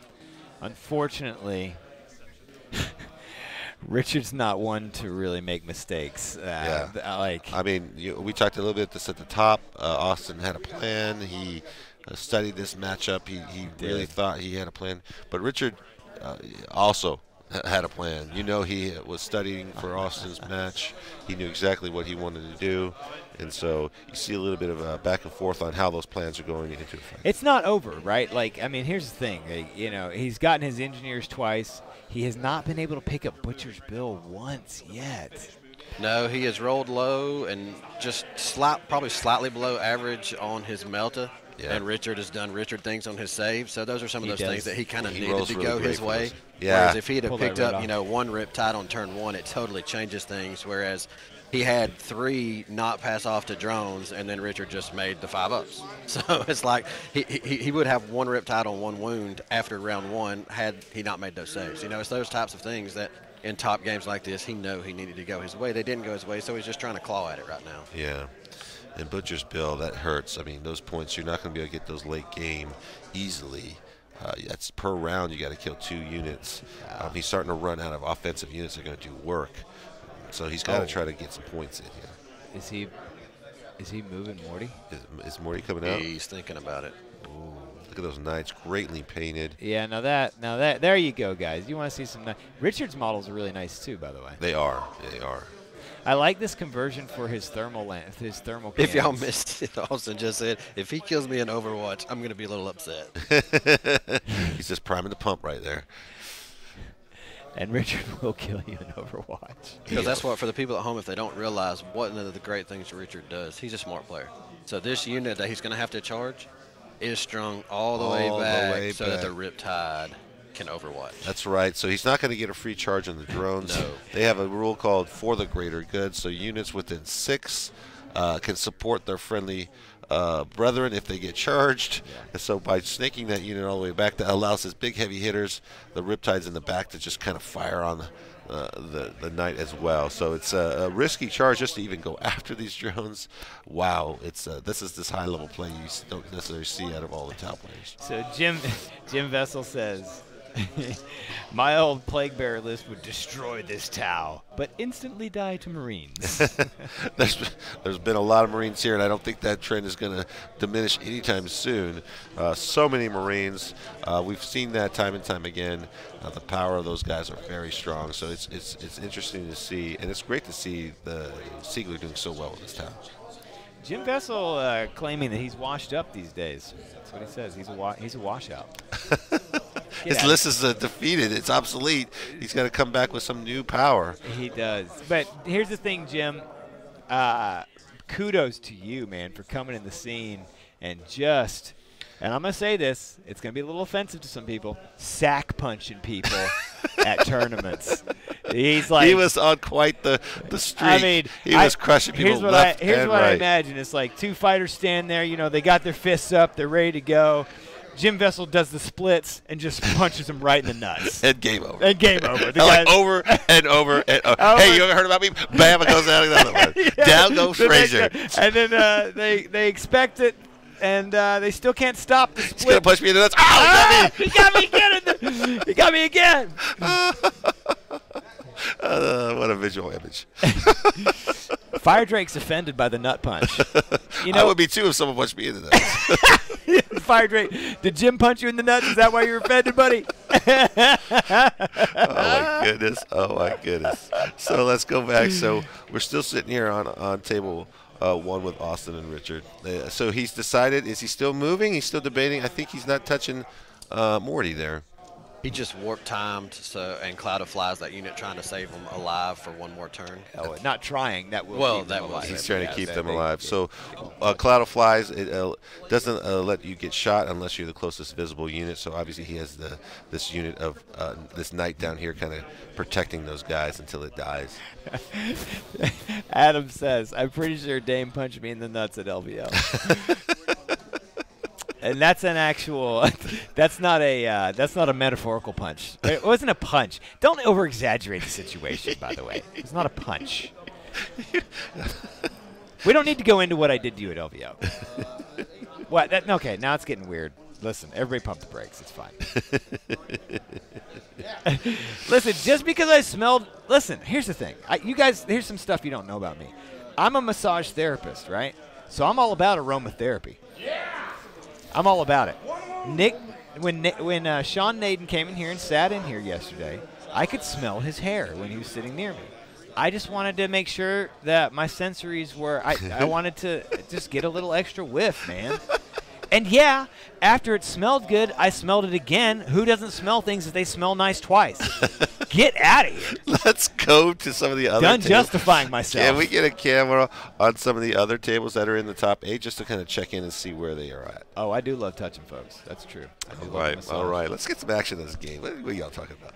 I'm just interacting, man. I'm interacting with the Scotsman. All right, so that's good. Let's jump to Nanavati's game and Root's game. And while we're trying to pull some other stuff up, yeah. We're trying to pull some other stuff. So we are now in Matt's turn 2. He's doing the assault phase. He dropped down some Centurions right here in the middle. 6-man squad that was held in reserve. The 2-man squad used the stratagem to fall back and charge with so they are ready to go. So what I'm thinking, he blew away some intercessors back here, and I believe that was pretty much all he did in his shooting phase. And right now he's trying to assault. I think he's trying to touch up that dreadnought over there, just trying to get rid of the things that he knows are going to combat and take him back out and assault. Otherwise, I think that's pretty much what's going on right now. Nick was able to not really do a whole lot during his turn. Oh, I mean, he killed a bunch of stuff, but we're going to see his turn 2. He's still got some drops coming down. So Matt's kind of deployed a lot of his guys in the backfield, just hoping that he's blocking or making some screening moves in the back. But Nick's taking away a lot of the screening opportunities by taking out the scouts, taking out the suppressors. So we'll see how his turn 2 goes. Interesting. Interesting. And you can see there on the left tab there, we've got the scores that are updated. We got ITC Battle Apps linked up with BCP, so we can see those scores live, and you can see what the scores look. And Pampreen. Can we? Sorry, I didn't mean to cut. I'm so sorry. I'm so sorry. Keep finishing.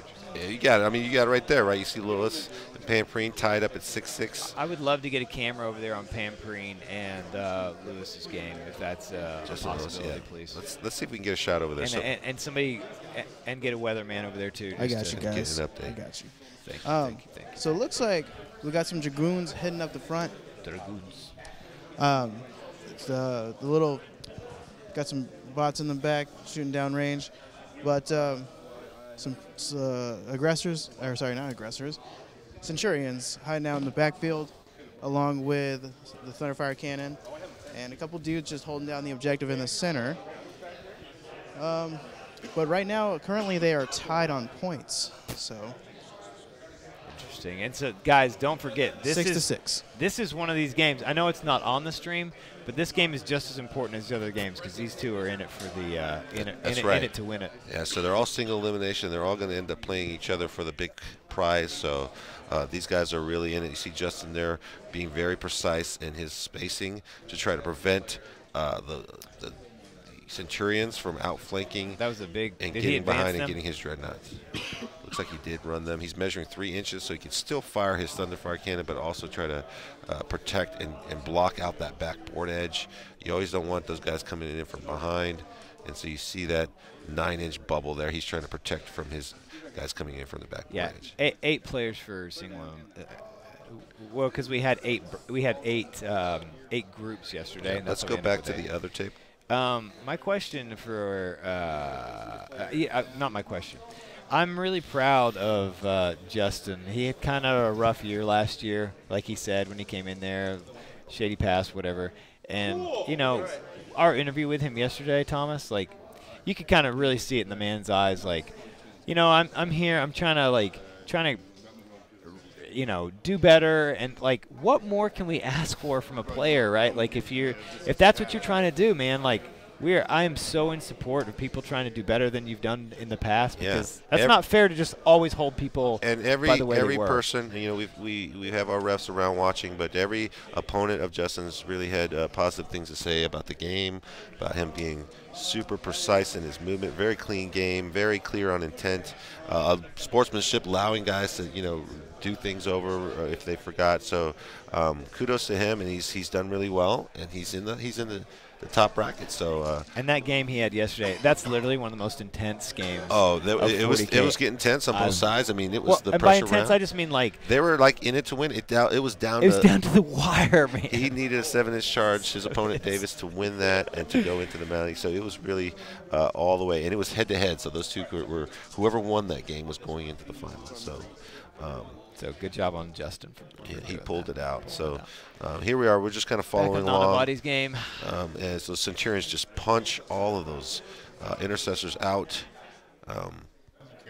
He's got a lot of guys in his lines. You see intercessor or Centurions. He's got a couple smash over. captains and I believe it's a chaplain mixed into this little, you know, escapade right here in the middle. Yeah. So he's got a lot of heavy fighting right up in Nick's lines. Obviously, Nick is trying to hold on so he can bring in his reserves and try to pump them. He's also got the suppressors. You know that they're going to drop far away from all of these guys, so they pick them off from range. Once the Centurions are down, they're pretty slow. I mean, White Scar guys can move pretty fast when they run. They have like a 22-inch at max, 22-inch range threat range. 22. I don't even know how to say that right. 22 threat range, 22-inch threat range. 4-inch move, the run. If they get the power to let them go again. There's a lot of things you can really boost their movement on, but we're seeing him truly trying to trap so he can prevent some of these guys from getting shot. You see, you got a character here surrounded by Centurions. Once you're locked in combat that way, you can't be shot, so that's going to protect him from some of Nick's return fire. So Nick's going to have to go in and dig those guys out of combat. Obviously, those guys are fighting guys, so you don't necessarily want to run in there with some chaff stuff. They'll just get blundered. So correction on what I said, German, you are correct. That is the average 22-inch range. pretty amazing. They move a lot farther than you think. And a 4-inch move, don't get confused. Let's pull up a stat line of what a generic Centurion is, just so you can kind of see what their stat line looks like. Yeah. We'll pull that up on screen there so you guys can see them. Yeah, you can kind of see. You can kind of see. That's exactly what I was gonna. It's so funny you guys said that. I was gonna say it, but I didn't really want to call him out on that. You could see his Matt's hands shaking as he's moving models, like really, and that's adrenaline. That's like you got all these people in chat watching you guys. I mean if you can't really see it, but he's a very animated player, so I think that just kind of comes with his nature. For sure, he is very. When we had him in here interviewed, he was very like. There's a good shot of Matt where he's just thinking. There's Matt. Yeah. There's Nick. He was dancing even before the match. Oh, yeah, so there's a Centurion stat line: 4-inch movement, toughness 5 with 4 wounds, and that 2+ saves. So Strength 5 huge. as well. 4 wounds is a big, that's a big deal on those guys. And they dropped down in points recently, so. And a 2+ save as well. And you really see them in proliferation at this tournament. They're everywhere. With the L's, it makes them really easy to charge through, protected. Yeah, you're right. You're right, 40K Dad. The adrenaline dump. Oh, hey, Men SA Nurse. Thank you so much, buddy, for that sub. That means a lot to us. Another sub? Wow, thank you so much. That's day 3 burnout. So this is where he's at pre-pilot, right? When all the adrenaline wears off. I think these guys are pretty hyped up on plenty of adrenaline for this first round. So right now, yeah, they're just like talking out how he's going to pile in and do things before he moves any models, just so we're all clear about, what's going down, what's happening here. And, we got a ref keeping a close eye on it too, just to make sure that, nothing shady happens. Yeah, and you see they've removed that piece of terrain, so that L piece is still there. You can kind of see the outline of the terrain, so that's ruins there. You can't fit any models over the line, so they have to kind of be on either side of this line. You can't be in the middle of a wall, so they're just pulling that terrain just to make it easy to play and measure for this assault phase, and then they can put that terrain piece back at any time. You see how he's measuring through there. Right now we're even grabbing extra models just to make sure, before we move any of the original models, we can kind of actually end up in those places or whatnot, just to make the game a lot cleaner. Yeah, and you see those hex grids, they're 1-inch squares, so you can easily get measurement just by visibly looking at the board. But this is such an important piece of that high-level play, that intent. Now, just because I intend to wrap you doesn't mean I can always successfully do it or I move correctly. But when you tell it and you walk it through with your opponent and your opponent agrees, there's no kind of feel bads afterwards when I do something or misunderstanding on what I'm trying to do. You're so right, Adam. It's all about perspective, I guess. I was not reading it like that, but that is Mensa. Mensa nurse, man, means he's a genius nurse. Mensa's hard, man. Have you ever taken a Mensa test? I think I did once upon a time. Some of my buddies are Mensa folks. Are they really? I didn't really care about it myself, but that's a big deal. Not very many people are in that. I mean, I guess enough are for it to be a thing, but Matt has used a ton of time. Can we get a time clock? Yeah, we got it right shot? there. You can kind of see it. Oh yeah, you got 38 minutes counting down from Matt. Nick is sitting still at over an hour left. Once you get in the assault phase, especially with all the movement, setting up, it takes a lot of time. So if you're not on it, you can definitely burn a lot of time here. Obviously, in the early stages, once these guys drop and do their thing, you kind of pick back time up. Either you get the assaults off and you're murdering your opponent, or you're getting caught out in the open after you've killed something and then they're getting shot to bits. Yeah. Now, everyone who's not seen the Assault Centurions, they like to fight, but they got a ton of support weaponry, a lot of Hurricane Bolters and Flamers. They can really shred a lot of stuff. We've seen Knights fall to Centurion shooting. Like we were talking about earlier, especially when you switch to that rapid fire, when you switch to tactical. -1. I mean, you're rolling so many dice. The Flamers get D6 shots, two of those per guy. That's 2d6 hits that automatically hit. At -1. Yeah, that's a lot. So they can really do some work. And if you take the stratagem or the successor trait that gives them +3 inches to their movement, which we see all the time for these Assault Centurions, now those Flamers become 11-inch Flamers instead of 8-inch. And that's a big deal too. Yeah, it is. Let's jump back over to table 2 real quick and catch a look at what Nathan's been doing with Mr. Lennon. Yeah, so the People's Champion, is Sean going to kind of keep Damien in it, or is he going to fall to Lennon? So there's a lot of stuff that's taken place here. I don't see any models left. In John's turn, the Centurions came in. They wiped out the Harlequin squad. Yeah, we see those pikes. In response to them dying, the Incarn jumped. The Incarn jumped into that Centurion squad and took 3 of those models down. And so it's an uphill fight for Sean right now. But what he's just done is he's brought his Rangers in. It looks like Rangers. One set at the back of the table. He's brought another set into another table quarter, and they're all aiming down at, I believe, John's Librarian. And so now his remaining Shining Spears jumping in. Nope. Yes. That's it. I think that's a character on it. That's the Altart. That's the Altart. Has jumped over.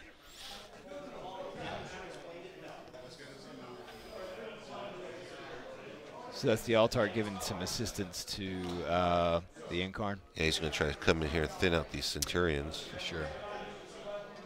Is there anything left in reserve on Lennon's list? No, everything is in. Everything is in. You He see dropped here. everything in last turn, and I believe Sean just dropped in his reserves.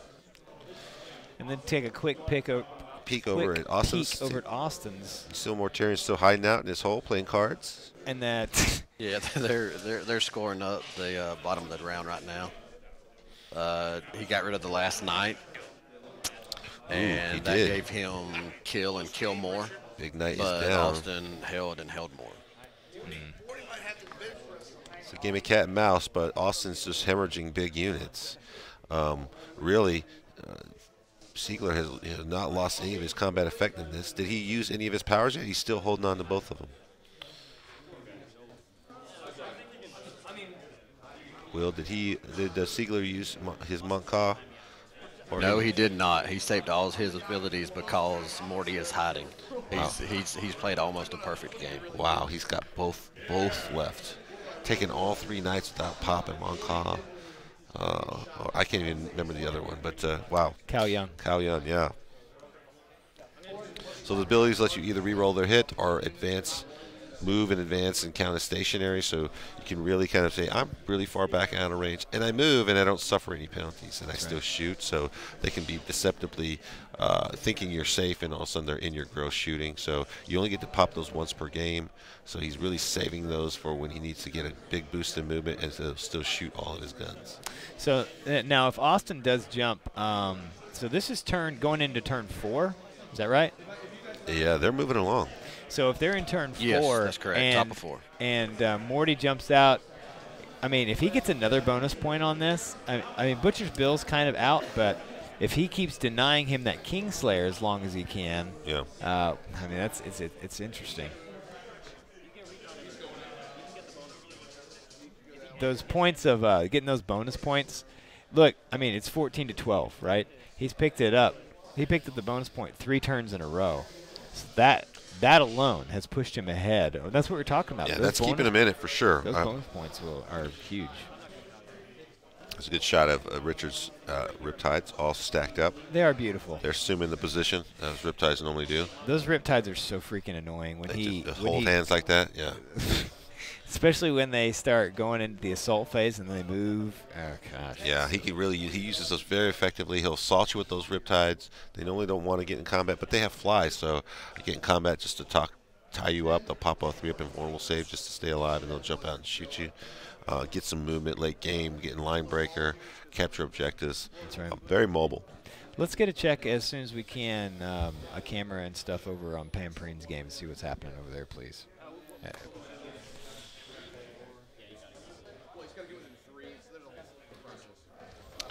It sounds like we got a crew heading that way. We'll keep you updated as soon as they check in. And don't forget about our giveaway. How much time we got left on that? Yeah, guys, here on table 1, they're literally just talking out what he needs to do to try to maximize points this turn before Richard pops everything out on the next round. And here we are on table 4. Do we have a weatherman over there? This is Pampreen versus Justin Lois. There's our ref there watching that game. And you can kind of see he's moved up his dragoons. In the back, we had them. We saw a good shot of him screening out. You see his. Those are Scorpius destroyers. What are those? Scorpiuses? They are Scorpius disintegrators. Disintegrators with Belarus cannons. Belarus cannons let you fire out of line of sight. You see some intercessors hanging out here on the objective, being threatened here by these dragoons. I really like Pamprine. It's my first time ever getting to really meet him. He was great to talk to. Super nice guy. Yeah, it's really great seeing all these guys in person. Really talking to them, getting to hang out a little bit outside of the tournament setting. You see their names a lot. They're great 40K players, but just really getting to kind of sit down and have a conversation with them has been fantastic. I'm going to correct you there. They're the best. They're the best. I thought I was the best. You said they're great. And I'm just saying, yeah, you are the best in my heart. Oh, you're the best, but on paper, they're the best.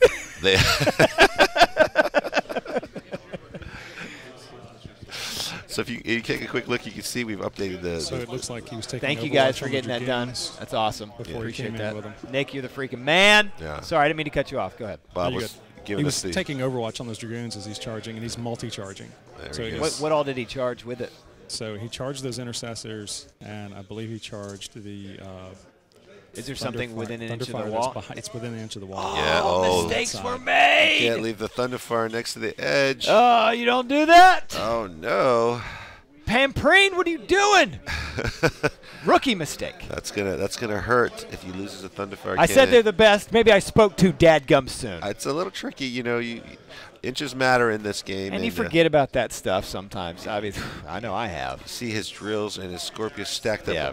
Bye-bye Thunder Cannon. That's right. That Thunderfire Cannon is gonna go Those away. Those things will eat that up. I mean, it literally takes one dude to eat that up. Dragoons have a special rule, and you can enhance that with a stratagem. It's called. Oh my gosh. Basically, they're Tesla goads.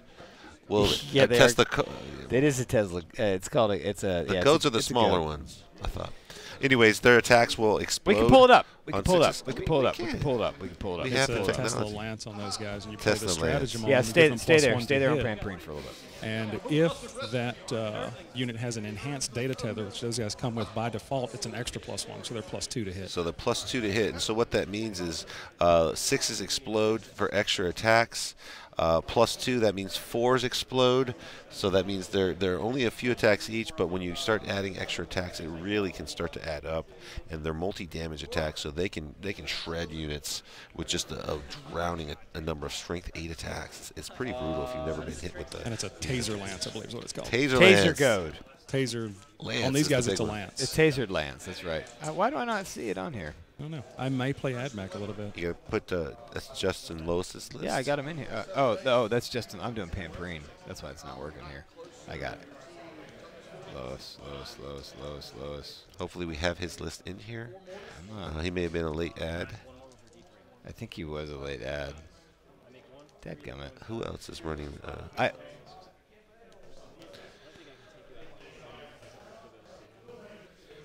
So while he's looking that up, yeah, we're gonna see those those attacks go in hard. So while you're watching that, a quick update.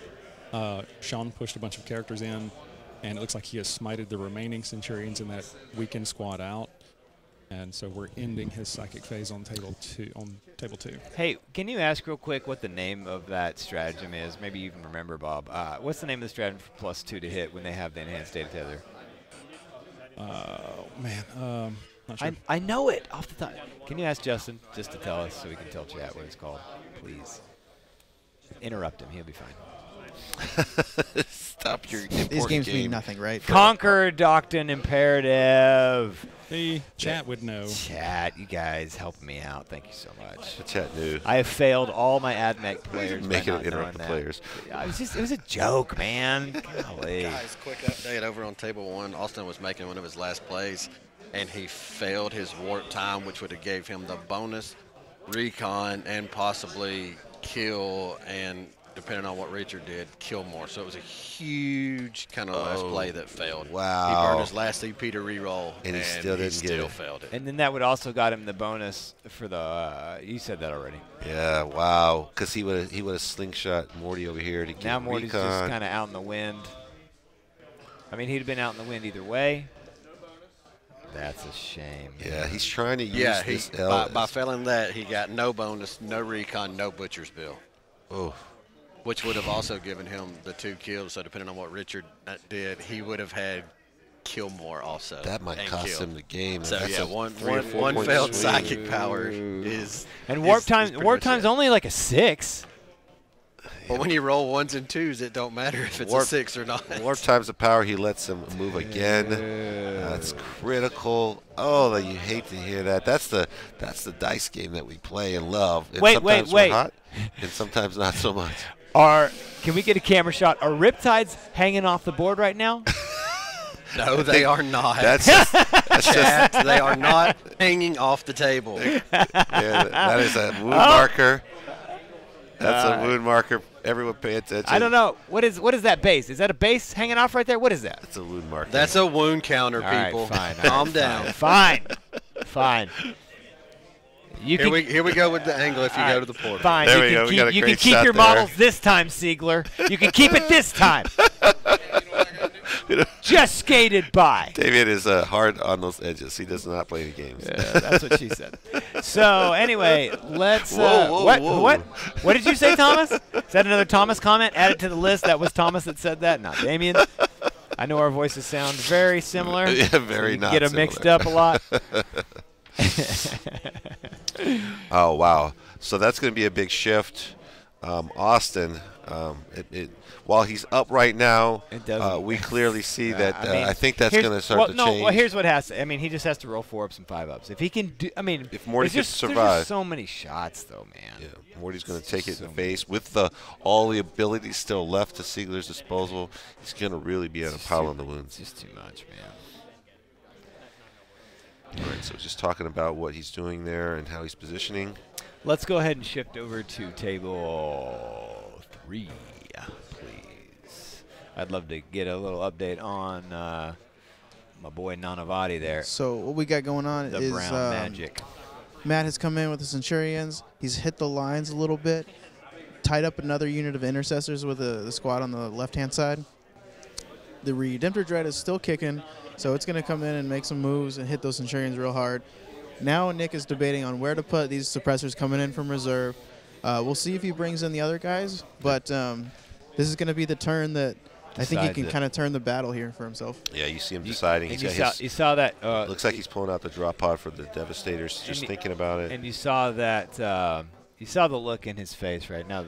Nanavati is super duper focused. He wants this badly. Yeah, I think he's like kind of playing the game in his head right now to see, okay, what can I kill here? What's going to affect here? Making everything that he does count for his maximum damage and as much efficiency as possible.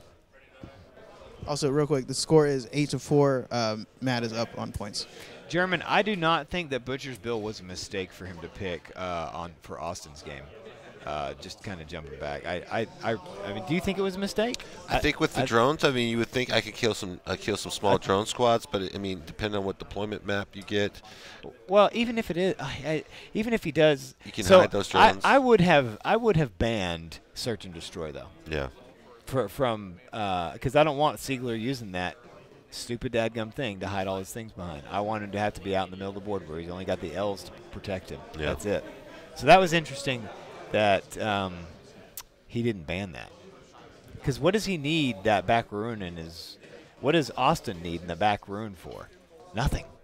Well, I don't think he wants to ruins, but I think he wants that long deployment type just to keep his characters catching the bonus there. You know, they're out of sight. I mean, yeah, but it's going to be this. It would have been the same way either way. Even if it was in the middle, he's not going to be able to shoot at his characters. Even if it was Dawn of War deployment, he's still going to be able to pick up on those objectives. It's the same like. You mean the Headhunter or Butcher's Bill? No. I just mean for getting the bonus objective. He'd still be able to snag that bonus objective, even on Dawn of War deployment, even on Hammer and Anvil. I just think it's just so strong to be able to let Richard use that exact deployment that he wants the most. Yeah. So as we see right here, Nick is really debating on where to put this drop pod. He's been talking about it's really tough to kind of figure out here. There's not a lot of whole room to play around. They were just discussing about how this game has kind of been a game of inches and millimeters, like just figuring out where things can go, figuring out how the assault phase is gonna pile-ins are gonna work. And now Nick is really just trying to debate, like, well, if I go here with this thing, what's gonna happen, or if where can I even put this that's gonna make sure that I can hit but not really be hit. Yeah, he really needs these Devastators to not just die after they shoot. So he's trying to decide, if he can keep them kind of. Right. Let's not forget, Matt still has a unit of Centurions in reserve still. That's right. So he can't expose them and just give them away too soon. Those Centurions can come in and do work. So he's got to kind of use some screening here when he drops to protect his assets to kind of really punch those guys. And those Centurions are tied up in combat with the intercessors right in there. that character. Yeah. So he really only has these guys to target and to kind of clear a hole. Is that all one unit right there? That's 2 units. We got 2 units of. Yeah, only one of them is tied up in combat right now. Right. I think we have the divide here. So you see 4 locked in combat, and you have another 4 that are loose. Yeah, if I'm not mistaken, I think the divide is actually like here. Oh, okay, 3 and 5. Or no. Sorry, it should be 2 here, 6 there. Sorry. Oh wow. For those of you just joining us in Wait, chat. so they're all in combat? Yes, but if I'm not mistaken, one only has like 1 guy touching. So as soon as that 1 guy is gone, then it's. He can't shoot at those guys. Yeah, but I mean, he's got a Redemptor Dread that he wants to charge everyone there anyways. So who is he planning to shoot at with these Devastators? The Devastators? That's a great question. I guess we will have to see and find out. So that is where he decided to drop them? I believe so. +1 save on the grab dice. +1 save on the grabs. What power is that? I believe it's a Iron Hands. Iron No, I Hands know. guy. I don't know. I was wondering the name of it. So he's cast a psychic power to enhance their armor save to try to keep them alive a little longer in the following shooting phase. Healing the Dread up to full. A good shot of those Devastators coming out of the booth. Oh! Nanavati. Get a ref over there. Oh my goodness. That base is hanging off the edge of the freaking map. That is a dead destroyer, ladies and gentlemen. I mean, Devastator. That's a dead Devastator. You guys saw it here first. Bump that edge. Get a ref over there. Get a ref. Where's our wandering ref watching the dadgum table? Steven. Oh, you got some You better really tell him in that movement face. tight movement.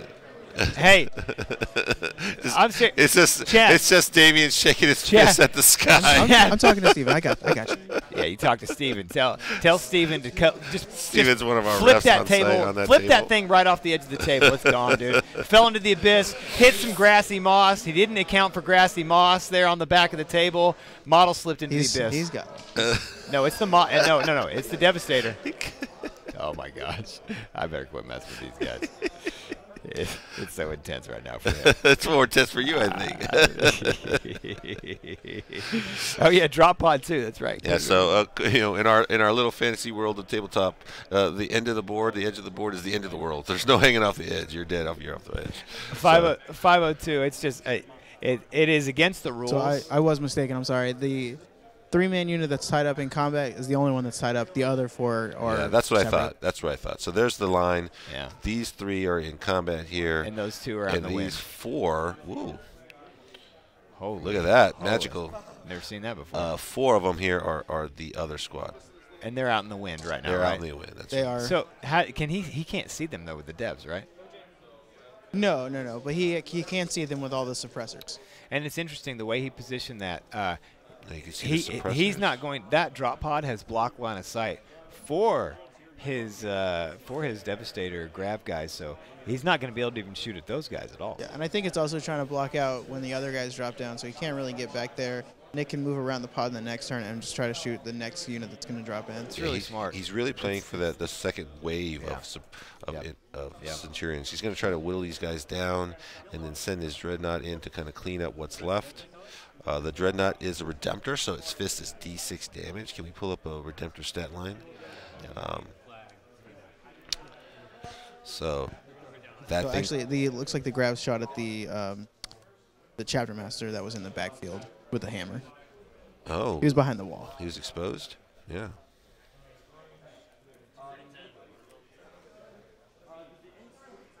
It's a good shot of the suppressors there. Sitting on the objective. One of our sponsors, Pop Goes the Monkey. FWC Man, new joke. That's not a joke, dude. You cannot hang models off the edge of the board. That's not a joke. Them's the rules. Dave's very serious about his board edge. Comes to being bad touched by too many flyers, so when they made that ruling about flyers not being able to go off the edge, those loosey-goosey Eldar flyer guys who Chaplain just is moved their down. guys. Oh, Chaplain, that's a big deal. Chaplain's It's a down. big deal. It was given a lot of +1s to hit. That's a lot of buffs, rerolls to hit, bonus movement. That's a big deal. To the Centurions. Gives him his kill one. And gives him a, His kill one. Yeah.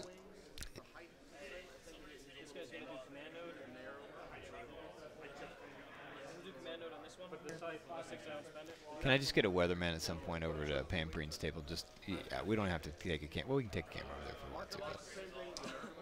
But we can stay on Nick's till we're ready. All right, so we're sending a team over there. Check up. You guys see the scores as they're coming in on the left side there, so those are the current up-to-date scores. 7-5 with Root, but Nick has really set himself in a great position, I think. He's tricky. Nick is very tricky, and he knows what he's doing. Yeah, he's really waiting for him to expose all his guys while minimizing the damage that he can do back. So depending on where Root decides to drop his last unit of Centurions will really dictate what Nick does. You see, it's almost, this is the bottom of, we're at Pam Preen's table. Over on table 4 here, fellas. Yeah. So where are we at right now? Looks like we still have the Dragoons fighting. Did they cut that Thunderfire cannon in half? Oh, yeah, gone. Yeah. Absolutely. So it looks like Pam Preen's Centurions pushed up to that wall because there's a Dragoon on the other side of it. Oh, and great fought shot through there. the wall. Yep, we can see it. And so looks like we have continuing fight. So 2 more Dragoons go. All the Dragoons maybe go. All of them are gone. Yeah. Did any of them? None of them blew up, huh? None of them exploded. The Centurions just kind of playing safety there. He cost him a Thunderfire cannon, but he did pick up all those Dragoons. So, which is important. If I go to the guys, we didn't support him enough with 6s in the chat. He could have blown up. Oh, we needed 6s to make it happen. If you get a shot, if you go to the other camera, there's a shot between the 2 L ruins. The drill is still very alive. Still both Mechanicus vehicles alive, and his dreadnoughts are still alive in the back. So and both Scorpions Justin disintegrators? still has his Thunderfire cannon in the back. Yeah. So and that's full of those Fulgurite Electro Priests, huh? I believe so. I can find out. I mean, if we haven't seen them on the table, I'm sure they're still in there. The drills are nasty in combat. They have 6 attacks, strength 10, or no, strength 12. Strength 14. You talking about the drill itself? Oh, the drill itself will punch you right in the. It'll mop up some in the no spots. It'll pop some Centurions. It doesn't want to really fight. So you are correct. The Electro Priests are still in the drill. Awesome. Ooh, Electro Priest will do some work as well. Yeah, so he can't really get too close to that objective. Yeah, he can't push up too close to this wall here because those guys will just counter assault. Well, and you got to think they're like, yeah, you're exactly right. Exactly right. And it's tricky because you got to measure basically 10 inches or yeah, because they're on 32 mil bases. I think that's what he's checking right now. Exactly, trying to say how far do I got to stay away to keep from getting the bad touch from those priests. Get you a score. Look at that measurement right there. Clearly, they're on top of it. And that's that high level of play that we're talking about. That's right. So this is just for the folks at home. That's drill. There's some occupants inside. It's a transport, so there's a unit of really fighty guys inside. They want to come out and fight as well. For those of you just joining us as well, this is the Atlanta Open. This is the final day. This is Championship Sunday, so we're round 1 of day 3.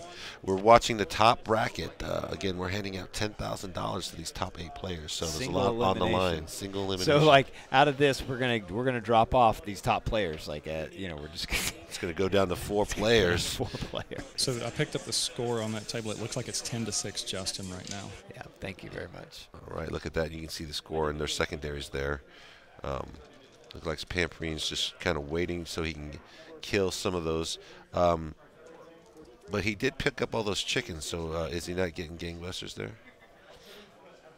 He should. I don't think they've scored it yet. Yeah, so we'll update that at the end of their turn. This Yeah, he's still moving a few guys. That'll really boost up that's all 4 Pamperine's points turn. right He'll there. kick up all 4 points on the gangbusters here, so it'll bump him up to 10. Let's go ahead and jump back over to the People's Champion. Yeah, let's see where Sean Naden is. I know he had some smites. He picked up some of those Centurions. So he picked up Centurions. It's Table 2. John's turn.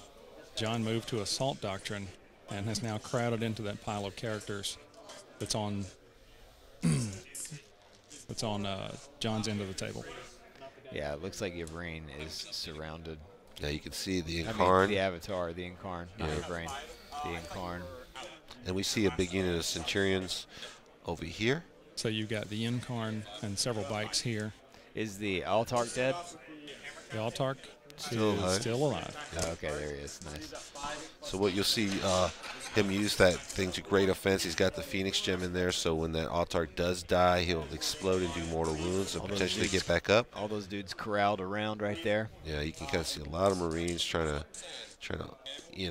keep this stuff corralled, but that's only so many wounds that they can withstand before they get wrecked.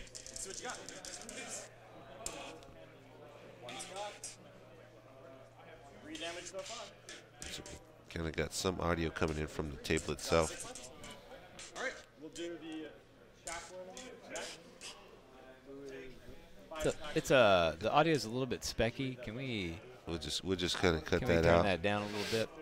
That'll take him to strength. It's kind of cutting in and out. Yeah, so there's a good shot of those units there surrounding the Incarn. Not necessarily a place they want to So be, he's but put a lot of attacks into the Incarn, and so really, what's going on right now is this is going to determine how many 4-ups can Sean make.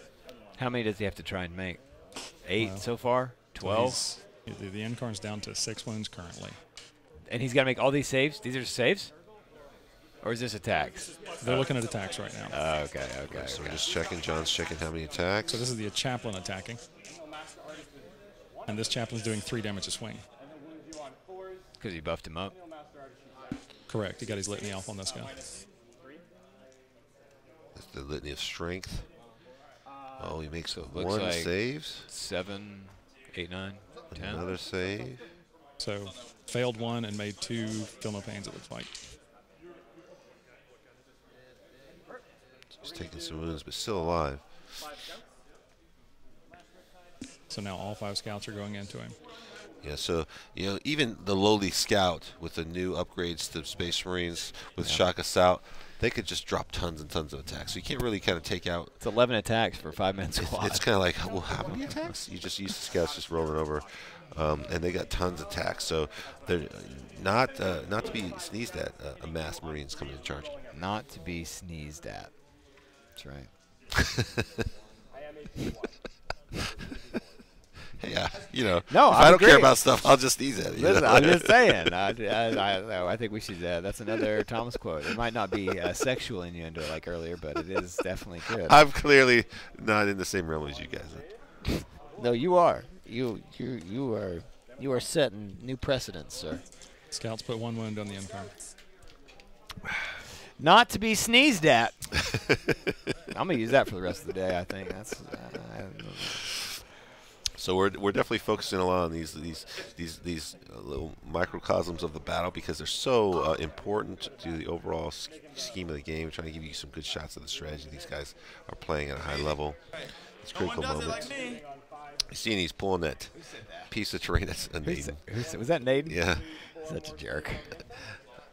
So I believe that was the intercessor swinging. They're swinging, trying to do some work on the Incarn. So the Incarn's still alive. How many wounds does that thing have left? Looks like he might be down to 5. I can't see the dial from here. A lot of swings. And again, just getting those. Look at that camera shot of the dice rolls. It's fantastic. Yeah, that's fantastic. And you can see he can just move that terrain out of the way just to make it easier to play and then we just maneuver, and then just put it right back. on back.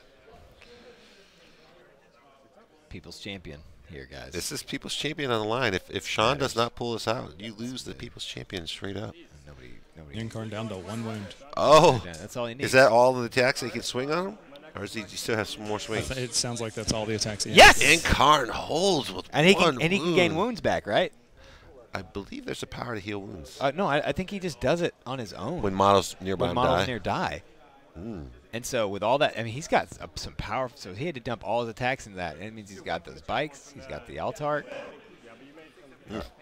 And the Incarn herself. I don't know what. I don't know what the limits are on how many wounds it can do. And I don't know what. So the way that fight went down, Sean took 2 3-damage hits, made 2 feel no pains on that, and everything else chipping away 1 wound at a time. And does your So Incarn what- have a 5-up feel no So pain or just what's he 6s? rolling now 6. then? Where's this? What This is on the other end. This is a unit of, looks like intercessors and 2 rangers on the other end of the table. Okay. There you go. Thank you, Will. Will's pointing it out, but I don't think the camera's on him yet. Yeah, let's go to the top down, the full big Well, top down. no, let's just. I mean, yeah. Yeah, Okay, fine. I think we're done with that fight. And they'll come back and pull those guys. He fails a bunch of saves. That thing's And that looks like Ranger's dead. Yeah, the Rangers are Rangers are down. gone. Just go with the full top down on this table. Oh. Yeah, there we go. And then pull that back. There we go. Thank you. So we can Good. see over there, he just grabbed that objective from Sean. Yeah, all these Rangers that were here just got punched by some intercessors. I mean, but those dudes are dead to like night spinners. Yeah, so you see the night spinners here. And then he can like jump out there, grab the objective. That's night not spinner. true. I mean, night spinners, unless So- they're rolling 6s, they're only doing armor saves, and so he's pretty in much cover. for the entirety of this game, those night spinners have done just about nothing. I know, it's Yeah. time for them to tune up. They got to tune up, but I mean, he's like, oh, look at all these guys right here. You can just come in. And, well, he's doing that because he wants recon, because he picked that. Yeah.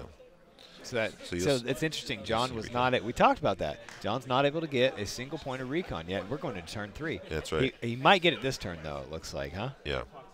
Is he in the lower right quadrant?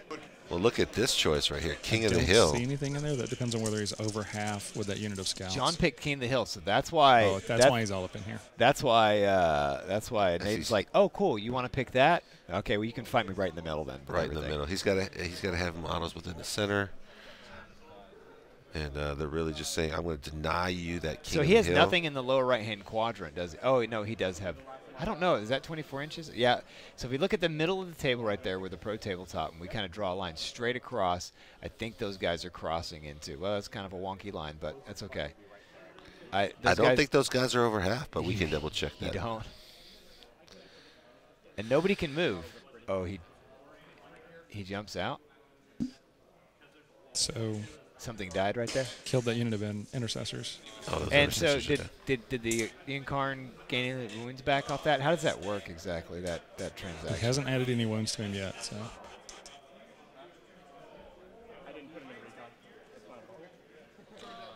Luke, 1705, loves the Incarn so much. such a great model. Tricky to play, but can just be just disastrous in your blinds if you can work that. So that intercessor he's had trapped It since doesn't turn get- 1 it is now do- gone. He's finally killed him. He says, I don't need you anymore. So how does the Incarn get wounds back? I could have sworn the Incarn gets wounds back from something. If Eldar die within 7 on 4-ups, it gets. Okay. Maybe it changed it. It used to be like any models die. Now it's only Okay. Eldar. So on the next turn on now that was John's turn, right? That Now we're one- gonna go top. This of, is the assault phase, I believe, in John's turn.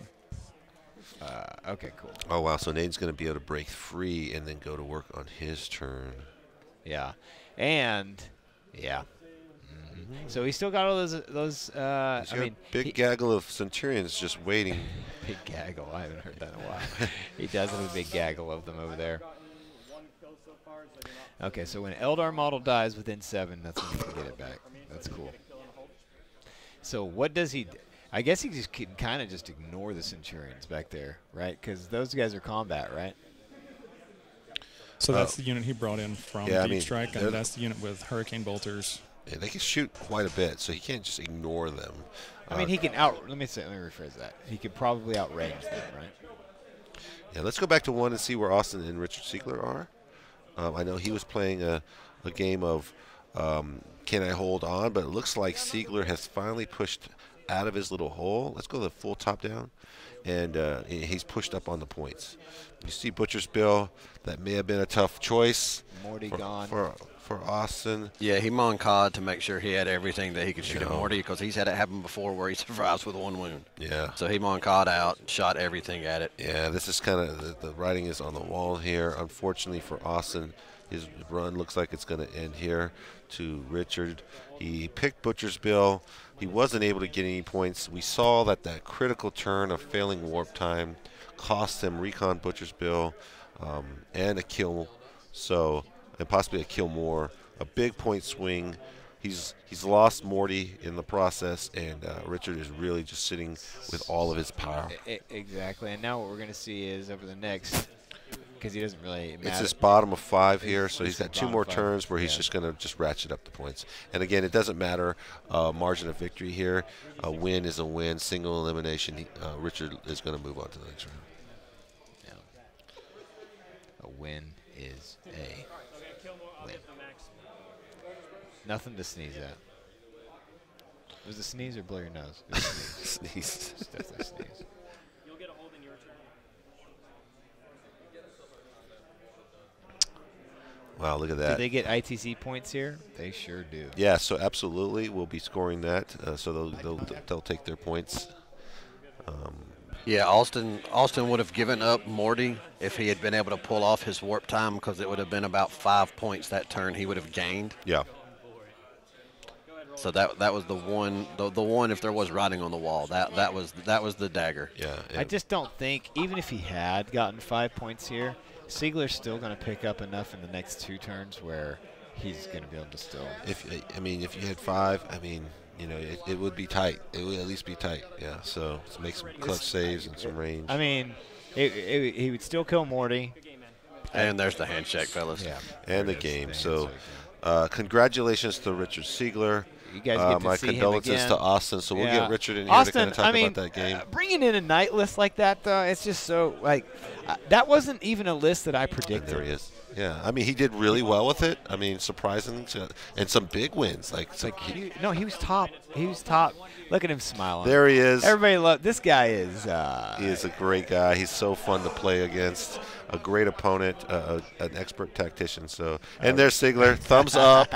Moving on to the next round as he had planned it. Yes, so, sponsored by Obey. So, congrats to the team. They're pulling in the win, and we'll put him in here in a moment and get his thoughts on the win. That's exactly. Let's jump back to table 3 and Nick. You want to go? You want to go, Nick? Let's see where Nick is. So yeah, Nick came down. He did a pretty good turn. He picked up, I think, 9 points. So he's in the lead now with 13. Matt has dropped down his last remaining Centurion unit in the back. Nick did choose to intercept with the suppressors over here. Put a wound on, or took 2 wounds off one guy, but that's it. Matt is now eyeing up to try to take on these Devastators in the backfield with the Centurions on the closest to him. They can barely just see under the drop pod into that squad, so he's going to try to plank out. All of them can see? No, only 2 or 3, I think. Or one can see, I'm sorry. And but he did give him +1 to save too, right? So he did. He did. So it's going to be tough, but if he can get any of those guys down, right? How much CP does he have left? Zero. Okay. I believe it is 3 to 5 CP. I don't think they updated their CP they didn't count update in the so app. so Nanavati still has 5? How many?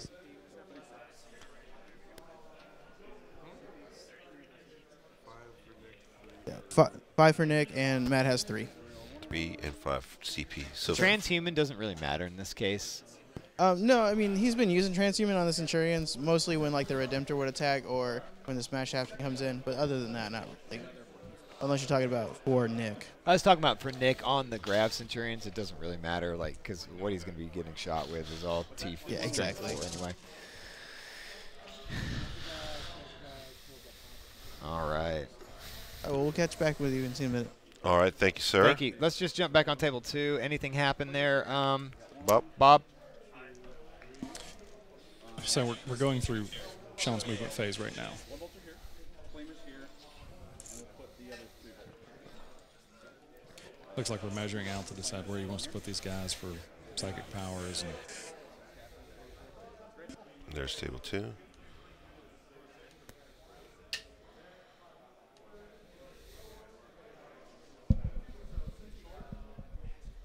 There we go. All right. So, where do you think he's going with this incarn? Is he trying to go into the Chaplain Dreadnought back there? I don't know if he's going into that guy. The discussion they were having before his turn started was he wanted to kill the 2 characters that are in those pile of scouts right there. So both of those guys are swinging 3 damage.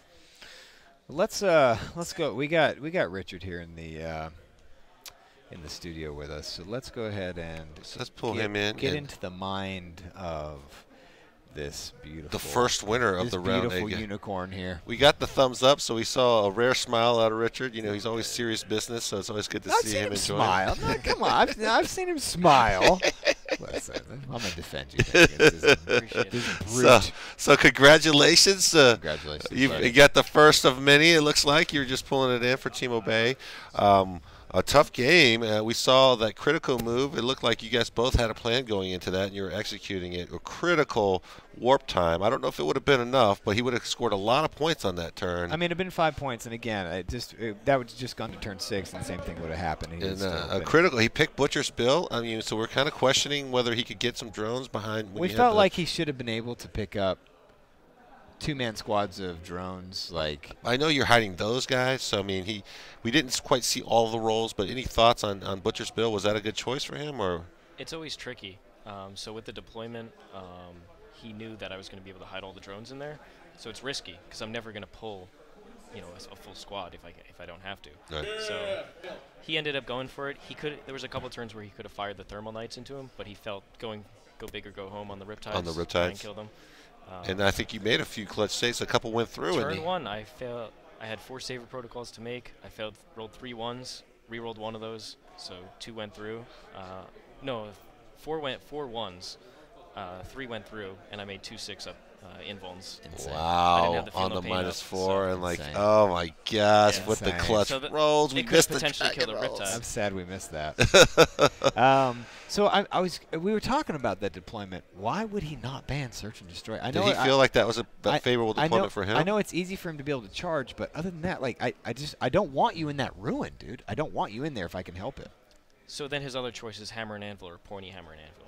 Pointy is slightly better because I don't get the full L, but I still get that angle. And he wanted to play as aggressive as possible, and so being right up on that line and being able to hide Morty partially behind an L right away, he felt that was more effective. Yeah. So. I mean, do you agree with that though? I think it's fine. Yeah. He wants Pointy Dawn of War or Dawn of War, and I'm never going to give him that. Yeah. For sure. So all the other ones are fine with me. So, did you feel like you were just being able to save your Cao Young and Monka? Like you were so patient, and it mentally aroused me. I was proud of you. We're like, has he used it yet? Has he? No, he's still. I almost never use Cao Young because most of the time I'm with 5 marker lights. I'm going to be hitting on 3s, rerolling 1s anyway. Yeah. And the extra bit isn't really that much. I always save it for Monka. Right. Monka either turn 1. In this case, I just played conservatively. I knew he'd rush the Knights up, just pick off at least 1 a turn, and then save it for when late game when I needed to reposition the army. That's what I did. Yeah. When he had Morty fail the warp time, I just repositioned everything. Monka. Morty's down. I'm like, yeah. So you did you feel just pretty confident going against this list? I think this is a very favorable matchup for Tau in general. Yeah. The key part is screening the Knights so that they can't come in and blow up on you. So I was being very careful that even at max range, they wouldn't be hitting anything important. Yeah. Saw that. Yeah, we saw that. It's very mortal wounds from explosions is no bueno for Tau. Yeah. So you just completely you can't afford to lose extra drones for no shots. Yeah. That's right. And then screening, keeping them as far back. If I didn't use that white drone unit to keep him farther with the 2 units, he would have been right on top of me with 2 Knights. Yeah. With that, I would have been like tucked all the way back in the corner, never getting an objective. So I needed to sacrifice one of those. To screen them out. Yeah, and you did a great job of it. We saw it. We were like, yeah. I was kind of nervous about him like in the beginning, kind of squeaking ahead with that bonus objective, like being able to get the bonus point like 3 turns in a row. I was like, I wonder if that's going to pay out in the end. But he wasn't getting killed. 2 turns, he didn't even get a kill. He didn't get one kill. We're like, man, he didn't kill a drone. See, and that was oh, it's brutal. I thought he had out of the line of sight missile pods, but he did not. He didn't like that. He need them. Yeah. Absolutely need them. Because that Whether would have been it's this different. That would terrain have been or different, LVO, right? Yeah, you need. Because then all those one-mans that I had later in the game, he could have just been like one missile pod here, one there, Butcher's Bill, potentially kill more. Right. Yeah. Man. But his list is very tight on points. So Yeah. He's got a lot of big heavy hitters in there. He needs those. Was it? So that's probably a list design flaw a little bit. Where if he'd had those, the game's. I'm not saying it goes completely in his favor, but it does change. It's much closer. Much closer. For sure. Well, we love having you in here. Fantastic. We are so proud of you, man. Well, we're definitely going to be watching. Congratulations again, man. We're going to be watching. You get a little bit of break. We're having lunch right after this, so you have a little bit of time to decompress, not eat lunch. I know how you love to eat lunch, and catch up for round You're not 2. going to eat lunch today, are you? Isn't there pizza today? I think it is pizza today. Yeah, I might actually. Oh, he might actually eat lunch. We've tempted him. We've tempted him. I didn't know pizza was off the menu for lunch. I know. So you're good. We have a little bit of time, so you'll have some time to study up. I know you're already prepared. So I'm not sure who's your. I believe it's Steve Pamprine or Justin Lois. So do you want to go ahead? So yeah, we're looking at the score right here. Lois is up on Pamprine at the moment. So it's a little bit back and forth. We can kind of jump into that, but. All right. Do you want to give one shout out again for your? I think you should plug your beautiful thing you're doing. Sure, absolutely.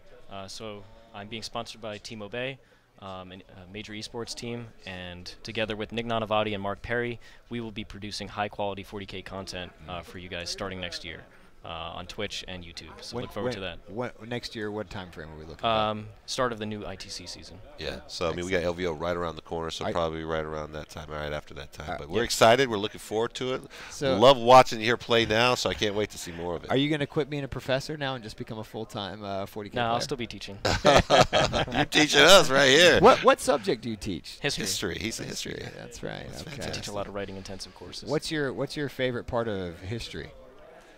What's your favorite time era? My specialty is the French Revolution. Really? Oh, wow. There's a special institute. You a big at Florida Napoleon State guy? More the French Revolution side, but yeah, it's an institute on Napoleon and the French Revolution. Interesting. Fantastic. So you're getting that guy was special a jerk, tidbits. In case you guys don't know. All about Richard Siegler. He was short and he was a jerk. Fantastic. All right, well, so we'll let you get back out there. Thanks so much for joining us. You guys. You heard it here first, folks. Richard Siegler, the first to win. He's moving on to the next round. We'll keep you posted on all the other rounds as the action comes in, and then we'll bring those winners in as we go. So we're looking forward to seeing that. So thanks. And let's get back into the action. Here we go. All right, so pulling it back to table. That's table 3 right there. 3 right there with Sean Naden. No, it's table 2. This is Nick Nanavati versus okay. Sorry, we had the. So interesting rules debate real quick. Matt's debating on does he kill the Ironstone guy first to try to stop him. Nick played half damage on the Redemptor here, which means that the Centurions, they're doing 4 damage normally. Half damage goes to 2. Ironstone goes to 1. So he's only doing 1 damage with those super fists. However, the contention was, well, if I kill the Ironstone, does the half damage would still apply, but the -1 damage would go away as soon as the Tech Marine would be dead. That's right. The Ironstone reduces damage by 1, so he marks a unit. So there's definitely a timing perspective there. So.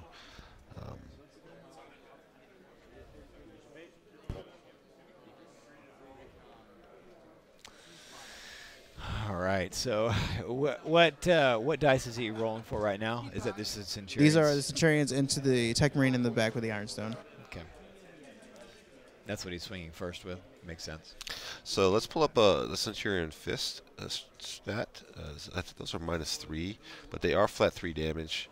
So you don't want to have those things hit you. Not on a Tech Marine either, because you don't have any kind of inbound save. But he's got a 2-up save, so that -3 will make it a 5-up save. It's not easy. But he can't suffer more than 1 going through without hit. He can't suffer 2, right? That's right. More than 1. That's what you said. I did say that. You just said it in a very elegant way. So you tricked me. Don't trick me, okay? Don't word Jedi me. Dadgummit. Jedi's on the mind right now because I've been watching The Mandalorian. I don't know if you guys have been watching that at home, but I have not watched any Mandalorian. So Don't spoil it for me. I'm not going to spoil it for you, but what I've come to understand about that show, not to totally derail this whole thing, but it's just a kid's show, man. Oh, you're going to start some fires right now. Dude, it's a kid's show, man. The plot's terrible. It's just. Oh my gosh! Stop talking right now. Stop talking. You're gonna get thrown out of here. I'm not even listening. I'm not affiliated with this guy. Do not generate your hate towards me. It's for children. I love Baby Yoda. I love the Mandalorian, but it's a child show. Oh my goodness! I'm totally lost in what I was trying to do here. I'm gonna set the internet on fire right now because that's how I feel. Oh my goodness! It's a child show. Holy cow! What is the fist called? It's a siege. There was a walker that was shooting at a lady in a hole and she didn't die. Like, get out of here! I'm done with this garbage. There's the siege drill. There's a siege drill. Oh, it's -4. Is that what he has? Siege drills? He does, yeah. So he looks like he did kill the tech marine with a 1 guy. So now these are only going to be doing 2 damage instead of the 1 damage. So yeah, because they're half damage. So a 3 half rounding up goes to 2. The Dreadnought played a stratagem for half damage. So -4. So my mistake. That makes 6-ups on the tech marine even more difficult to make. But Nick has still got the lead on points. He does have the lead on points. Nick is up by about 4 points, but we could see a good swing in this turn. Maybe. I mean, so how many Devastators did he kill? It looks like he managed to kill. Come on. It looks like I thought he got 3, but he might have gotten more. Well, they should be right back there in the back, right? How many are standing by that drop pod? I don't see any, so it looks like he got them all. It totally looks like there's a guy there. You know, he probably I think he killed 3 with the Centurion, and then I'm pretty sure he Thunderfire Cannon the other 2. Bummer. So basically, that's 197 points, 187 points, or something like that. That didn't do anything. 250 with the pod. With the pod, yeah. They're 150, I believe. 150, 160. Yeah, okay, there you go. So it looks like he finished off that Redemptor, but now Nick's got Contemptor Dread and a Scorpius, a couple Thunderfire Cannons to work with here. But Matt has 7 Assault Centurions still up. 7 Centurions left. Nick's in a little bit of trouble here. He is all in now, so that's all he's got to play with. Yeah, he doesn't have a lot of units left to fight him up close, so he's got to do some work shooting. Those guys have a lot of wounds, and they're difficult to displace. They are indeed. Sense were bro fisting. They were bro fisting. I had to approve that, by the way, an aberration, because you said bro fisting, and the chat was like, I don't know if we're allowed to say this. I had to approve that comment just now. The things you never thought you'd have to say when you woke up in the morning. I had to prove fisting on the screen. I had to prove of bro fisting on the screen today. The giveaway, how much longer do we have left on that? It was a 4 damage fist. About 15 minutes, guys. If you haven't already put into the raffle, go ahead and do that. We're giving away a paintbrush set. Oh, no, I don't. I didn't kill him. You're correct. Okay. That's right. Remember, each round, as you guys watch, we'll be tuned in. We'll be handing out a prize. So all the subscribers, or all the watchers, just have to hit exclamation giveaway. You'll be entered in a raffle, and we'll hand out a prize. Let's jump to table 2 real quick. I need to know what happened on my boy. John Lennon versus Naden. Naden. I killed like 5. Come on, baby. Come on, Naden. Don't give Thomas the win, Naden. That's all. I'm worried about your 5K, but I'm more worried about my loss. He can't suffer me winning People's Champion. If Sean goes down in flames here, I will win People's Champion. And one of you lucky winners will get a model painted by yours truly. So I look forward to that. But Damien is really trying to hope that he gets the chance to paint that for you. I would love to paint it for you guys. It'll take me about 30 hours. Yeah, please pull it back to table 2 for me. I would appreciate that. Great. 30 hours with a Damien Levels paint job is high level. He's got some crazy blending that he likes to do. It looks very nice. Very different style than mine is. It is. Yeah, our styles are very different. I think we have some pictures of some of our painted models. At some point, we may get those up on the screen so you can kind of see. We would love to put those up on the screen at some point. So, guys, we'll jump in here on table 2. At some point. Up. So, at some point, we'd like to put those on. Sean tried to charge the Dreadnought with the Shining Spears. The Dreadnought hit twice on Overwatch, wounded both, killed both Shining Spears. So then he had to take the run at it with the Yunkarn. John hits it, wounds it, and Sean makes his 4-up. So the Yunkarn survives, comes in, punches the Dread. Overwatch. Unbelievable. And so he put 4 attacks into the Dread, 2 attacks into the Scouts that were next to the wall there. John half damaged the Dreadnought. So Sean gets 4 damage on the Dreadnought, but killed the Scout Squad, and now they're debating whether he can jump somewhere or not because a unit died. Oh, you can't do it? Oh, that's what I just told you. I was like, I can't do it. I'm actually listening, I'm thinking, so I'm trying to. So the Incarn does have So an ability as units die, they can displace. Did the Incarn get wounds back because something died? It's only Eldar models. Well, I know, but he had some bikes there. I didn't know if he was within 7 of those bikes when they died. Does not look like it. Okay, so it's still on 1 wound? Still on 1 wound. That's insane. Wow, coming in hot, charging there, That's taking insane. Overwatch. That's insane. All it takes is 1 lucky wound to go through. Holy moly. And so he killed the Scouts, right? And so then it jumped. So that he's deciding if they can jump. That's what we're thinking. I think they decided it could not fit underneath in that ruin with there's 2 Thunderfire cannons, and so he didn't move back there. But he's got 5 Rangers that went in and touched a Thunderfire cannon. He wants to jump back here and go into the wall. So to his kinda get Rangers out of did line make of sight. that charge? 2 saves if you want. Bob, they did make Sir? that charge? The Let me Rangers. get The back Rangers did make that charge? Yes. That's amazing. Oh, there goes the Incarn. You can't get punched by the Dreadnought. I believe so. And that's another headhunter for Mr. Lennon. Did Sean manage to get a Butcher's Bill this turn? I believe that's correct because he's killed this unit of Scouts back here, and he killed the remaining Eliminator. And was he also able to get his gangbusters fulfilled then? See, it looks like he's killed 5 Centurions. And then was he able to get his recon? He did have his recon. Oh, not this turn. Not this turn, because his Rangers in the back died. So, King of the Hill, we're going into turn. This is going to be bottom of 3, is Yeah. that right? And King of the Hill is control the center Yeah. with 2 multi-model units. 2. That's the thing. Like, how does he even do that now? What is near there that's going to be? He's getting got that the objective? Centurions, I guess, that he could get over there. But what else can he get that has multi? That's crazy, man. And also Recon's going to be really hard for him to do now too because of where he is. Yeah, I mean, so John really is kind of hampered by his choice on secondaries. Recon and King of the So Hill. both Scout units died to morale just now. Oh! That's a big freaking deal. So that's we didn't see those scouts. That's so his gangbusters. Those scouts could the Scouts could have done King helped of the the Hill. Centurions be able to do King of the Hill. Now 2 units of scouts, even though they're 1 model, they started the game as multi-model. that's So right. they, even though it's 1 model, it could still hold That's it. right.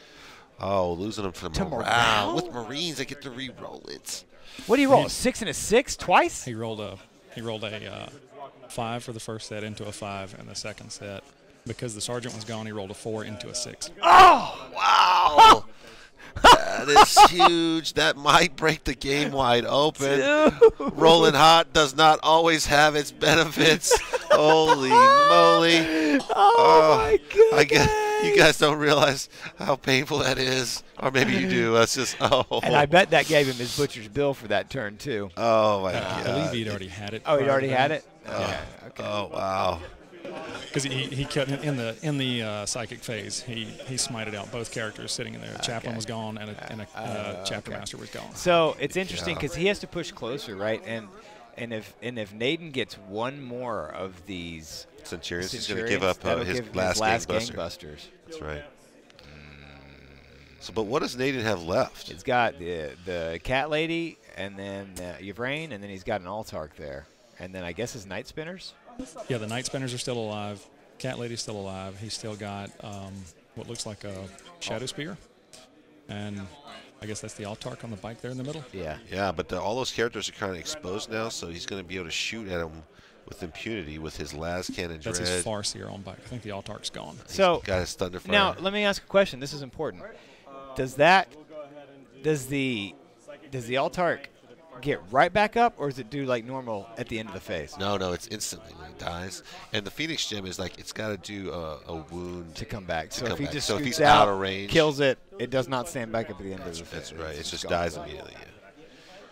He's got to do a wound on somebody. But the Yeah, that's a Thunderfire can't. Farseer. The Altark's already gone. Okay, that's Farseer. So the Altark's done. We're not worried about that. But the Thunderfire cannons are both touched, or just one?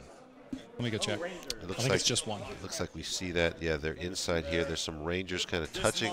So he consolidated around off of the first one to touch the second So he's one. touching both Thunderfire. So they're locked out, at least for shooting this turn, even if they're able to fall back. That's a big deal, though. He needs to keep those Thunderfires off of him. 'Cause then he could reach back there, because I don't think. Well, I guess the Rangers are there, so. Yeah, the bikes are dead. No shining spears left. It's looking thin on the ground. I mean, the late turns of this game, Sean's essentially been putting on a class on what to do with low model count and characters. Oh boy, I know how that game goes. Yeah, you actually. So right now we're talking about the Centurions. Can we just get a quick update on Nonavati, please? Yeah, he's so he did retaliate a pretty good bit. He killed the big squad that was right pulled next the to him stats for it, too. of the Centurions. He Thunderfire Cannon and Trimmer shelled the 2 that were in the building in the middle. Matt's been making some plays. He's pushed up a little bit now. Nick's been hammering away with the Thunderfire Cannons and the Scorpius. But right now, I believe, if I'm not mistaken, the score is a 15-15 draw. So it's going to be a really tight one here to the end. Oh wow, so he did do some work. Where'd all those Centurions go? Scorpiuses are doing work. Scorpius, Thunderfire Cannons, and the Contemptor could see the last 2 in the back there. Oh, So he was able to take out a bunch He's of those. he's rolling really fast. What's that time? It's a good question. Because I know Nick was well ahead on time. Or Nick Matt had was- like an hour left. Yeah, Matt's got about 13 minutes left. Yeah, he's starting to see the time you starting can to play see a factor. him being like, The dice are like rolling quicker. fast as he freaking And can. I think they had originally said they weren't going to use a clock. So I mean, They did originally say that. I mean, to be fair, though, there's really not a whole lot left on either side.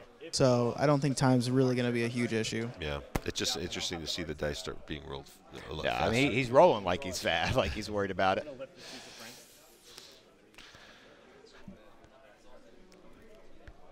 Distance there is 8.5. Looks like 9. So this is going to There's a good shot of Matt. He's going after the Scorpius now just to see if he can do something to it. He's thinking Although, about to be fair, his I think that's kind of a long shot. I don't know if he, I don't know what he's really going to do with it. It doesn't seem like a necessary kill at this point. It is a big threat, but I don't think he can really do a whole lot of damage to it. Especially he's got 2 Tech Marines sitting right around it just to heal it if he needs to. Right, shooting down into that, yep. All right, so we're going to declare a charge. Terminal Librarian in there. On an 8, he passes. So I think Matt now is just kind of going for hold more because he does have 2 objectives he's playing for, and Nonavati's still stuck in that corner. All right. 1 Tech Marine at a time. Really tight game. How are we looking on Pamprine's game? Do we see if that has... it looks like Justin has pulled a few more points ahead of Pamprine, 17-12. Can we get a shot of that game? Who do you want to pull?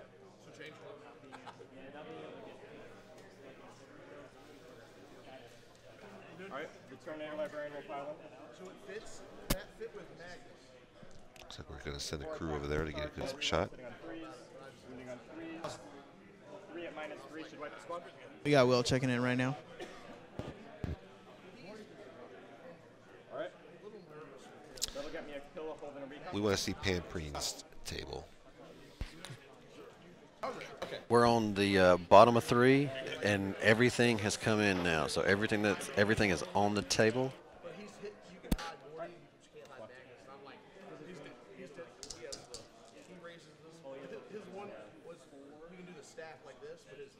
And so just give us a quick update of what's going on right here. Who's shooting and what doing what. There's 4 wounds remaining. We're in Pamprine shooting phase.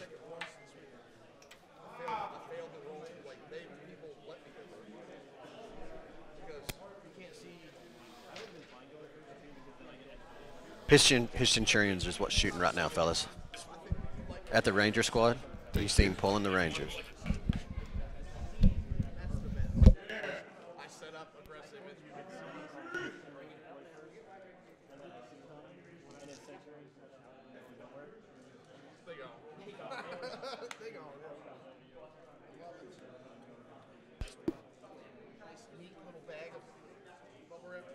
We're shooting at the next unit of Rangers, and he pulled those also.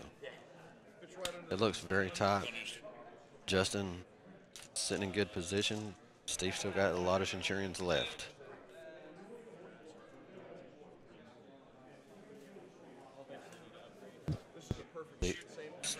Steve's talking about what he's needing to do.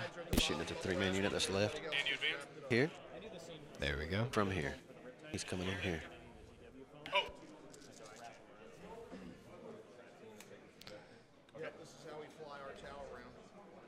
All right. So he looks like he's picking up those Rangers, or 2 Rangers. What was that fired into those Rangers? The Centurions? That's correct. These Centurions here. And that was from his character. Here. Okay. Coming here, not his Centurions. So the Centurions are about to unload into the Electro Priest there? No, they cleared the units of Rangers on the far side of the table when we first showed up to the table. Okay. And are they in that, or can we back up and look the camera to the right on that? Were those Centurions inside of that forest? They are. Okay, so yep. So he's not even trying to charge those Electro Priests, or he just wants them to take Overwatch and maybe die. And guys, just an update on the clock. They are both right under 20 minutes. So this is coming down to the wire. 17 to 12. Old school for Justin. He's got to get that last kill. He's got to get that Butcher's Bill. I guess that's why he's going for those Rangers, so he can pick those things up for that. Gangbusters maxed, Headhunter maxed. How many characters are even around there for him to be able to try and pick up that Headhunter? Where are his? Are they just all back Steven behind just that took the room? lead, 18-17 on that turn. Oh, okay. Steven just pulled it out. There we go. There's that Headhunter checked in.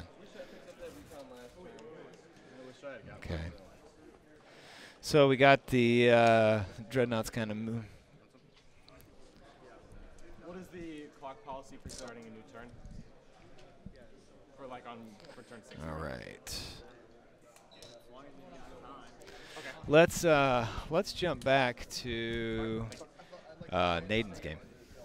Table 2, please. We're on Sean's movement phase currently. Table 2, and please. so the Night Spinners have come out. Cat Lady's moving. I don't think we'll have any trouble with that though, right? On John's turn, he killed the unit of Rangers touching both Thunderfire cannons. His Librarian and Terminator armor came back and knocked him out. John tried to kill the Farseer on bike, and Sean made all of his saves. Wow, that's a big deal. That is a big deal. That'll let him get that recon if he needs it, and he'll be able to scoot over. He'll be able to scoot over with. Yeah, he really just needs to move this guy down a little bit. The last check I had on score was 16-14 Sean. Sean has the bottom of the turn and currently on the clock. John has 6.5 minutes, and Sean's currently at 9.5 during his turn. Wow. Can I get that back as a Getting close to time. 10 minutes left on the game between Non-Navati. 10 minutes just for Nick on the clock. The route timed out. Is that correct? No, he's still going. He's got looks like about 10 minutes left, maybe. Oh, okay. Nick has retaliated though. He Thunderfire canned some scouts that were down here sitting on the objective, which is going to allow him to tie up the Holdmore from Matt. Then he was able to wipe out the captain that came in here and stuck out the Contemptor.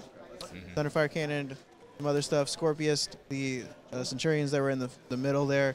So now there is really nothing sitting in the middle of the field. We got some scouts on the right-hand side by Matt, a Contemptor on the left-hand side by Nick. But other than that, there is not a whole lot left here. Nick's still got a little bit of his castle, but pushing up the field, it's kind of weak. So there we go. Wow, it was looking dire there for a moment for Nick, and all of a sudden he just like dropped the hammer, and Centurions just got picked up. So Yeah, he was really like struggling to get that last Centurion model, but Matt spent a CP, tried to re-roll the final save, didn't quite make it. So score right now is 16-19 for Nick. Wow. And is he going to be able to pick up that final Butcher's Bill, or is that going to be kind of tricky for him? You think? For Matt, you mean? For Nick. For Nick. How many units does Matt have left? He has 1, 2, 3, 4 units, I believe, left. He's got a Thunderfire Cannon sitting in the back down here, 2 scout units, and a librarian. Yeah, you see them all kind of castled up. Is this the other scout unit by that water cup? Yeah, scout units. So. That's Root. That's what Root has left. Yeah. I see him. Big dig energy. All right, cool. So it's going to be kind of hard for him to even pick up a kill, huh? I believe at this point, he's going to have to just use the Thunderfire Cannon to do whatever he can. Yeah, the Scorpius and the Thunderfire Cannon should be able to at least kill 1 unit, but he may be able to pick it up with that Chapman. I was even thinking it's going to be hard for Matt to get a kill. That's what I was saying. Oh, absolutely. I was saying, he doesn't have anything I was saying, left. how does Matt pick up kills now? A Thunderfire Cannon's not going to do anything. He may be able against to what he take has out left. an Intercessor squad, but because But there's they're only in 3, but they're they in are cover. It's Right, like- but he's still in Devastator Doctrine, so even on 4-ups, like he could get lucky. Yeah. I bet he's got to fill 2 per. I'm not saying he could do it now, but he could do it probably next I feel like either you're- that I or feel he like could you're shoot a arguing Thunderfire right now. Cannon at a Thunderfire Cannon. Yeah. Okay, let's see. All right, so let's go back to Why to be Nate's so turn. mean, Turn Chad? 2. Thank you, sir. All right, so on Sean's turn, he smited out the unit of intercessors on the back side of the table next to his red knight spinner. Wow. He just smited out. I believe he smited out and shot the dread. And when the dread died, John spent points to have it fire when it died, and it killed the, I think it was the Shadow Seer. Oh, wow. Oh, that's a big deal. That's huge. So now he can't get that recon that he wanted. Well, yeah, because he's got nothing up in that top right. He had Rangers in there. Are they still in there? No, they're dead. The Rangers are dead, and the Farseer on bike went back to the other side of the table behind the wall. Yeah, we But see now it. how does John Lennon pick up recon? I don't know. He doesn't have enough bodies. How does he pick up Holdmore? Although, interestingly, that red knight spinner, why did he not park on that objective before he started? There were Marines all over it. I don't think he could get close enough. Or it may have been all of his movement to get out there. Interesting. You can see the excitement building around the tables. People are really watching, spectating these top tables. Is that a hamburger on a table I saw? And we're getting close That's to Sean lunch. Naden's bagel from this morning. It's been there throughout the entire game. It's so gross. It's just a bagel. Yeah, but it's like half eaten. It looks like a rat got a hold of it and then just left it To somewhere. give you an idea of the intensity, that thing was half eaten when he started. That's gross, man. Can we get a shot of the bagel, please, on the table? I want a shot of the bagel on the table, dude. It would be fantastic. Come on, camera guy. Give me a little shot. Just tilt it down. I know it's right around Hang there. on. I get it. We got a lot of folks starting to mill around. You're I starting want a to bagel see. shot. There's a good shot of Naden versus John. Oh, we can kind of see it in the top left. There's there. the bagel and There's the the very. bagel. Oh, yeah. It does look Ew. like a rat's I kind of. felt It's just flat on the table. Where's the napkin? Like, why is it just loose on the table? No napkin. Oh my goodness! Dude, party foul, man. Just tossed on the table, Other barbarian style. the bagel has cover. the bagel has cover. What's a bagel save? What is the save on a bagel? So John is now rapidly doing his turn because he only had 6 minutes to go. Yeah. And so he's pushed his librarian and Terminator armor out into this objective. He got some big push here. He advanced his Centurions up over towards this red knight spinner. And so now we're firing away. But they can advance and charge, right? White Scars? Yes. Yes, so he's So firing it with looks like his the knight flamers. spinner's down Flamers. off the fire from those Centurions. Yeah, they're assault weapons. You can shoot. Is he and going to be fire. able to pick up that recon point again? Or He doesn't have 4 He units. couldn't get down. Well, no. He doesn't have anything in the back No. corner. What about the Tech Marine down there? The Tech Marine looks like he slid down into the lower right-hand quadrant of the screen. Actually, he did. Yeah. I missed him, but he is in fact there. Yeah. He's right here. Yeah. Yeah. Oh, okay, yeah. And John just looked up and said, yes, I have recon. So obviously he somehow heard you. Did he just like sacrifice his Thunderfires to do that? Yeah. Well, the Thunderfires are just Well, going there to are be two able to Tech still Marines hold back there, recon. so one came out. They're still one back All there. that matters is holding recon, right? Yeah. Oh, congratulations. Coriolanus, I can't even say that, has won the Army Painter Most Wanted brush set for this round. Thank you very much. Good job. Congratulations, Corey. So you may want to jump to table 3 because Matt Drake's terribly excited about something. Uh-oh, let's go to table 3. We hear a lot of cheering in the Yeah, background. they just called it. Matt had redeployed the Libby into the back corner, tried to assault the Scorpius just to get some extra kill back there. Was not able to take down the intercessors in the middle with a Thunderfire cannon. So let's get a shot of those players. Let's get a shot of the score. Like, so They're Matt was scoring excited, in right now. but there we go. Did it not work out? final score, gentlemen. You've done just 6 games. Don't know how to 26 to 18, it looks like. Well, today, Yeah. So it was a very tight game here. So it was, games of millimeters and inches coming down. Both good players, both really strong tactics on both sides. I'm proud of Nanavati. All Great right, table job. 2, we just paused the clock because John played the White Scar stratagem when the Farseer on Bike fell back from his Centurions. And he wants to, each Centurion gets an attack, and the judge came over and said, I need to see the stratagem. So they paused the clock. Yes, So what in the chat, this was an Altark here, not a Shining Spear. I would have really liked to have my white scar. I don't believe there are any Shining Spears left. Is that correct, Bob? So I believe it's a Farseer on Bike that fell back. I think you also, So the Farseer. I mean, I think you did the right thing over here, honestly, but I think He's reading it. I think you could've- Kelly's verifying the ruling on that. So if you fall back, each model gets to make a single attack, I believe is what the stratagem allows for. So it is. It looks pretty definitive on Kelly's end. And he's going to pop with a couple of those. Can the Altark make the saves? Or the Farseer? And one went through. It was flat 3 damage, killed him. Wow. Sneaky surprise with those white scars, getting the parting blow as he tries to run for the hills. Not a stratagem you see very often, especially with only one attack each, but on those guys, one attack with 3 damage, it devastates. And the Farseer wounded was not enough to escape. Throw up your dragons on that. That's everybody in chat. Throw your dragons. That was what a clutch play. What a play from Lennon. Wow. Sweep the leg. You're exactly right. Throw dragons. Everybody that's got a sub, man, please throw up your dragons right now. That's right. for If you John subscribe, Lennon. you'll get access to my Quite a awesome play, dragons. Quite a play. Quite a play. Quite a play. Quite a play. Can never have enough dragons unless you're rolling morale. For Is Space it a Marine Scouts. gotcha moment or is it just a good play? All right, table 2. Looks like they just called it. On Lennon. Looks like Naden pulled the win. Oh, they're about to kiss. That was close. Don't you, John Lennon, don't be kissing my Naden now. He's rubbing that back. Why is he rubbing that back like that so nicely? Hey, man, that's a correct. John's uncomfortable. Look, John's trying to okay, man, listen, we're friends, but not that. I think you're reading a lot into this. Well, yeah, I'm a little jealous. Naden wanted me to sniff his hair. He came and hugged me this morning. Like, come on now. I can't put my dragons in, man.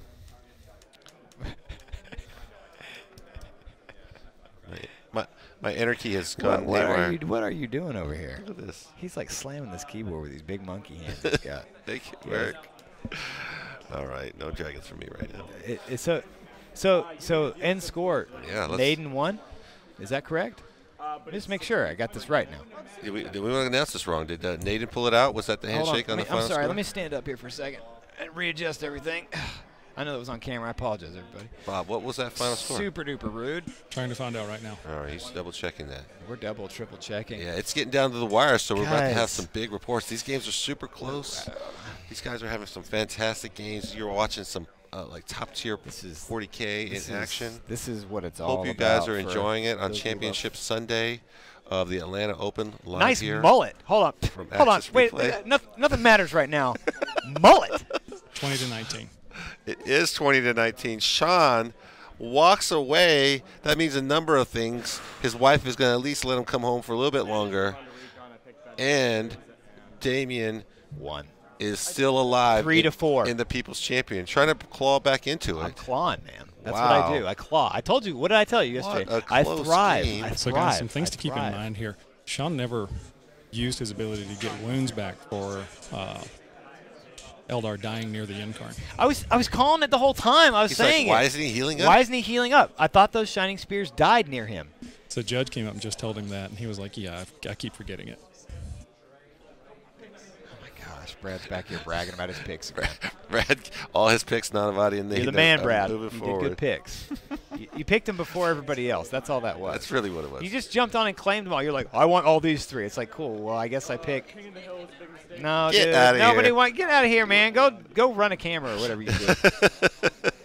We need to get the winners here in. We got to get Nick and You can see everybody Sean. crowding around these tables because this is exciting, guys. This is everybody's like, what is going on over here? Congratulating the winners. Congratulating the winners. Seeing the action. We are also just kind of wrapping up for the break. You got the. I think that's. Is that Garrett there with the BCP? Here you saw your man, the Brown Magic, coming back here. He's excited. Look at this guy. Let's get Nick in the booth. Let's bring him in. Look at this guy. Let him talk about his victory. It was a great game to watch. You know, Nick. We'll wait till he gets on mic. Wait till let's get him mic'd up. Okay. Scooch in here, you big, beautiful brown man. Oh my goodness. Thomas, are you in the shot well enough? Okay, we need to get all of Thomas. Yep, I'm here. You guys know how tall Thomas is? You guys want to guess? I'm going to let you guys guess how tall Thomas is. Holy moly. Oh, stop it. Get out of my ears. Whew. Good gracious sakes alive. It's fine. It's fine.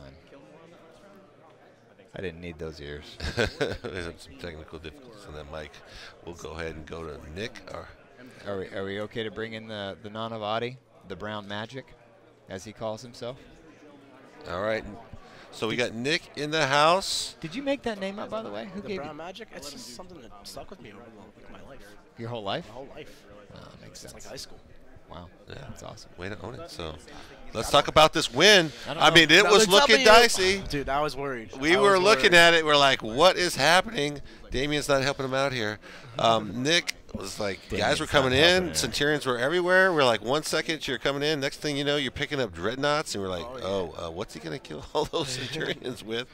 Well, it was fine until they started wrapping me. Because usually when I start wrapping my screens, I have my Smash Captain and my Dreadnought with 4 damage to go clean it out. Yeah. But my Smash Captain charged in, killed one guy with fighting twice. I saw the transhuman, and you just like, Transhuman, and I rolled bad hits, and then he rolled 3 out of 4 or 5 ups. It was not crazy, but like, I only have so many answers to sense wrapped in combat, and it doesn't matter how good they are if they fail. if you don't make the fail saves, Yeah. So then I was just digging myself out of this hole.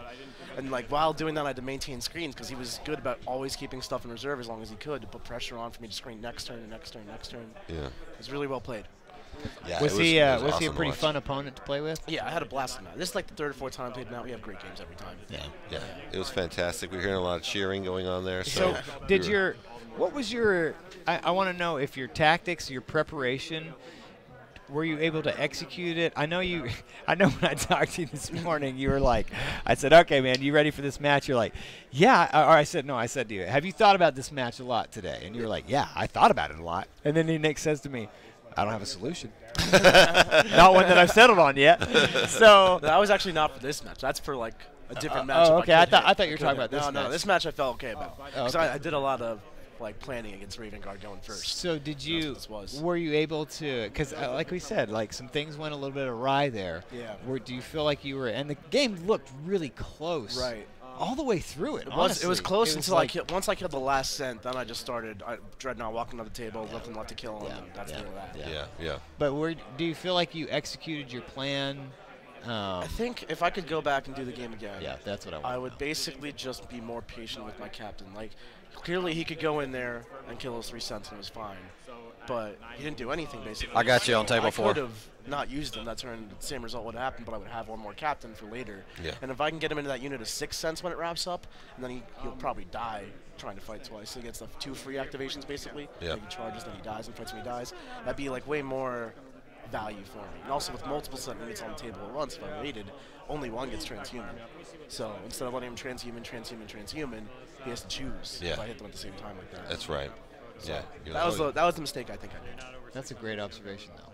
See, and that's important. Like when you guys are playing this game, introspection, I think, is one of the most valuable tools that you have. Yeah, this is all stuff I teach in my coaching on Art of War. Like, Okay, good. always review yourself, your games. I just won this game. I'm looking for mistakes to improve my future games. That's exactly right. You learn just as much from losing as winning, but you can't can learn just from take any a game. rest on a win just because I won that game and not even think about how you could have done it better. Right, absolutely. Yeah, so fantastic. So we had Richard Siegler in here. He was the first to kind of win his match. So Team Obey, Nick Obey, Nanavati, a new that member of 2-0. that. So just talk a little bit about that and what you guys have planned. Yeah, so Obey Alliance, the esports team company, is kind of letting me and Richard Siegler and Mark Perry do some content creation with them. So I'm going to be going down to Florida. We're going to be doing lots of live streams for them, all under Art of War, which is my podcast brand and all that.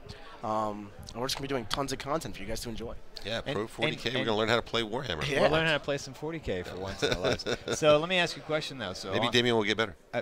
no, probably not. But what? Yeah, no, I will get better. I'll get better. So on Monday nights, we do our little thingy. Are you guys, since you're so close now, do you think you'll be able to pop up and interchange? Do you come up here and do some? I could play some games. I have no idea how far Tallahassee is from Atlanta. It's like 4 hours or something like that. 4.5 hours. I have no idea, but Maybe like I can come down for a Oh weekend. no, Yeah. Tallahassee's further than that. I think it's 6 hours. we can make it work. Or we could go down there. So Or we can go down We can there. do like a weekend thing, get it going. Yeah, It'll be fun absolutely. We'll times. have to have some shared content. But here's the thing: if we're going into this endeavor, we can't fall in love. I'm already married. I can't do It's it. a little too late for that. Don't break the man's heart.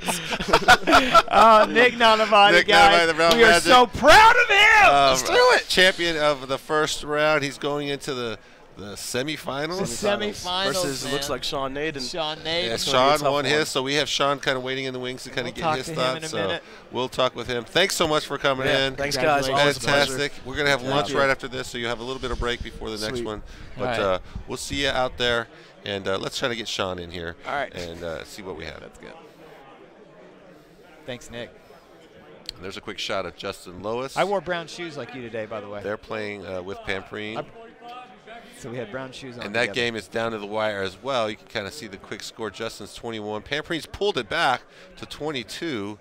We'll have to get an update on that game to see where it stands.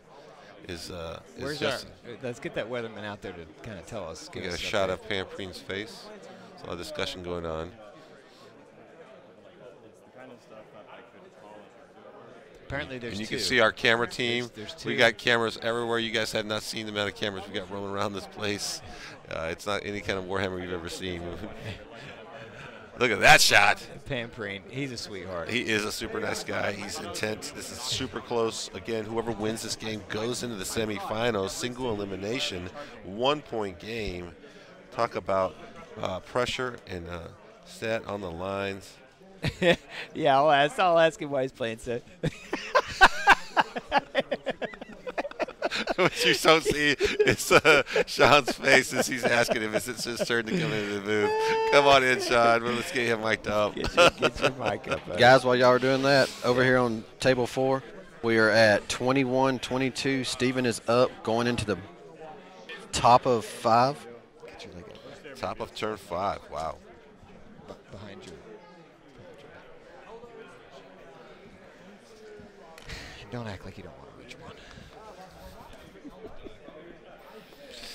All right, so I'm no stranger to you guys at home, but Sean Naden back in the winner's circle again. No surprise. We said your wife's going to let you at least have a little bit longer to come back home. You pulled it out. Very tight game. Oh my God, John! Wow. John is such a good player. When we saw the Farseer get punched on the way out, we're like, is that going to cost him the game? And you still And then, held on. I'll tell you what was exciting for me, because you were my champion this round. People's champion. You People's champ. kept him alive. You It was kept me sudden alive. death for him. Because it was 4-1. Now it's 4-2. Oh, so you're still in the game. No, it's 4-3. 4-3. It's 4-3. Yeah, he's too. He's You're been on the keeping me edge. alive. Keeping you alive. Life support. Life support. And And just the nail biter. He was on edge the whole time. Dude, I was on edge the whole time. That when was. those scouts died, And we saw that too, bagel over there. I mean, like, eat the bagel, man. Like, I needed what, the bagel. What was Looked that like doing? a rat had nibbled on a bagel and left it on your table. That's facts. It's funny because Do you actually, eat like a chipmunk? Nick asked me before the round. He's like, "Oh, where'd you get that bagel?" I was like, "At my hotel." Yeah, Like, I was standing. where Where do you get bagels? No, I just made it appear out of the thin air of the gameplay. Out of his pocket. For thin air of the gameplay. Out of his pocket. So when those two scouts, both those scout units died. Oh, the morale of those scouts and it's and like, the King you're of the not Hill. getting King of the Hill. It's like, I'm going to re-roll. Actually, it's funny because I don't use all like the abilities of my. Yeah, the Incarn. We were like yelling, why is he healing? I'm like, what? Shouldn't he be healing? Didn't those Alexis, bikes die Alexis, the within 7? judge after the game was like, it was painful watching you forget 90% of your rules and like you forgot the Incarn rules. And you I'm forgot. I guess the Harlequin bikes, because they're the mask form they are. I usually only use half their rules. They're -1 leadership to everybody. She informed me that they also make everybody take 2d6 for morale and use the highest. So. Use that in going into your next So I'm going to use that in the next game. Rules that are important. The champion, Sean Nain. That's how he wins 40K. You're not really like setting the stage well for these other players. He's like, all right, you want to fight? You want to fight? Well, I still have to play with the old rules pre-October. They were talking about. They're like, why are you playing 75 points down on your? We're like, we have so much success. We have to like. That's what the chat's like. Stop asking those questions. I like the challenge. I want to play with the old rules. 75 points down. That's the goal. That just makes my win that much sweeter. It does. Actually, I actually did tell that to Nick earlier because he's been him and Kurt have ragging on me for my list because it's the list I like to play. I don't want to play I believe the quote is your list is garbage. Yes, that is the quote. And I was like, okay, but if it's garbage, I win every time I beat you. What does that mean? Does that mean your list is? No. Does that mean their list? I'm just way better than you? Or their list is garbage. Or the list is garbage. I don't know. What's less than garbage? That's the bagel that's on the table. It's like that's there's facts. your list. I might go finish that bagel now. Don't go. It's lunchtime. It's lunchtime. Don't go I finish think we the got bagel. pizza on the menu. We're gonna give you I'll pizza. have both. Siegler's actually excited about eating lunch. We're like, what? You don't eat lunch? He's like, there's pizza. And we're like, oh. That is his favorite food. Oh, is it? You said hors d'oeuvres. Are your favorite? Oh my God, we went to this tapas place last night. That's right. Across the way at the market. At oh the my God, it was market. amazing. It's fantastic. Me, Kurt, Alex Fennell, we just. What'd you have? Everything. The artichoke, the ensalada, the lobster paella, the lamb chops, the pork braised. Oh, it was all phenomenal. That place, highly recommended. Oh man, highly recommended. Well, fantastic. So congratulations. Congratulations. I mean, high pressure. You pulled it out. You're going to the semis. Wow. You know. Can you believe it? Man.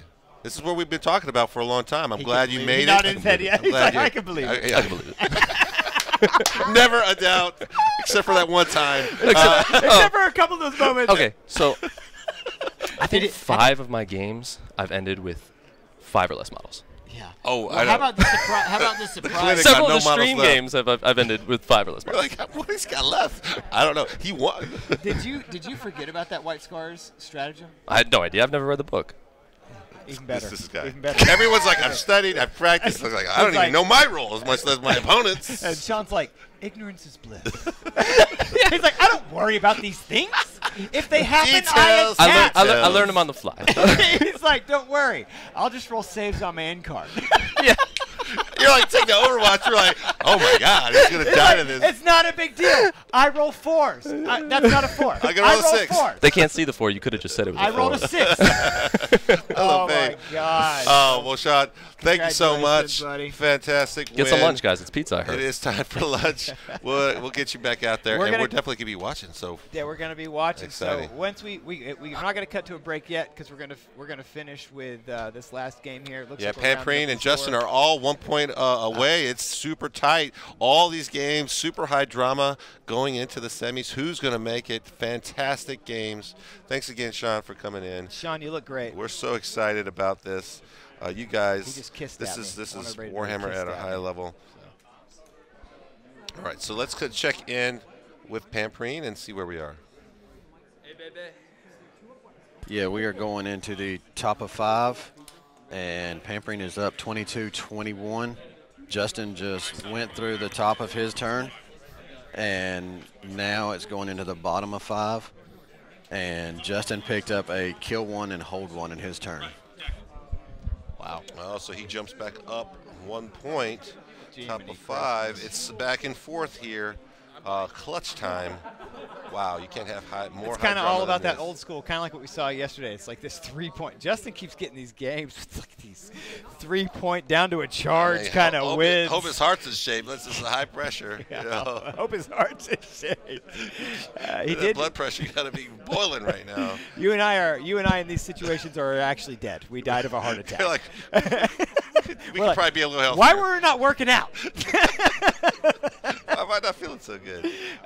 So we have a special thing that we're going to bring to you guys right now. Now, this is one of our favorite prizes for Thomas and I because we love painting. We love the hobby so much, and of course, you know, that's a big part of Warhammer is not just the gameplay, but also the hobby and the paint. And so both Damien and I, obviously, we're playing the People's Champion, and we will be painting something for one of you lucky winners. However, we are but mere mortals. That's right, next to our new guest. He's a local favorite, one of our heroes. Golden Demon winning.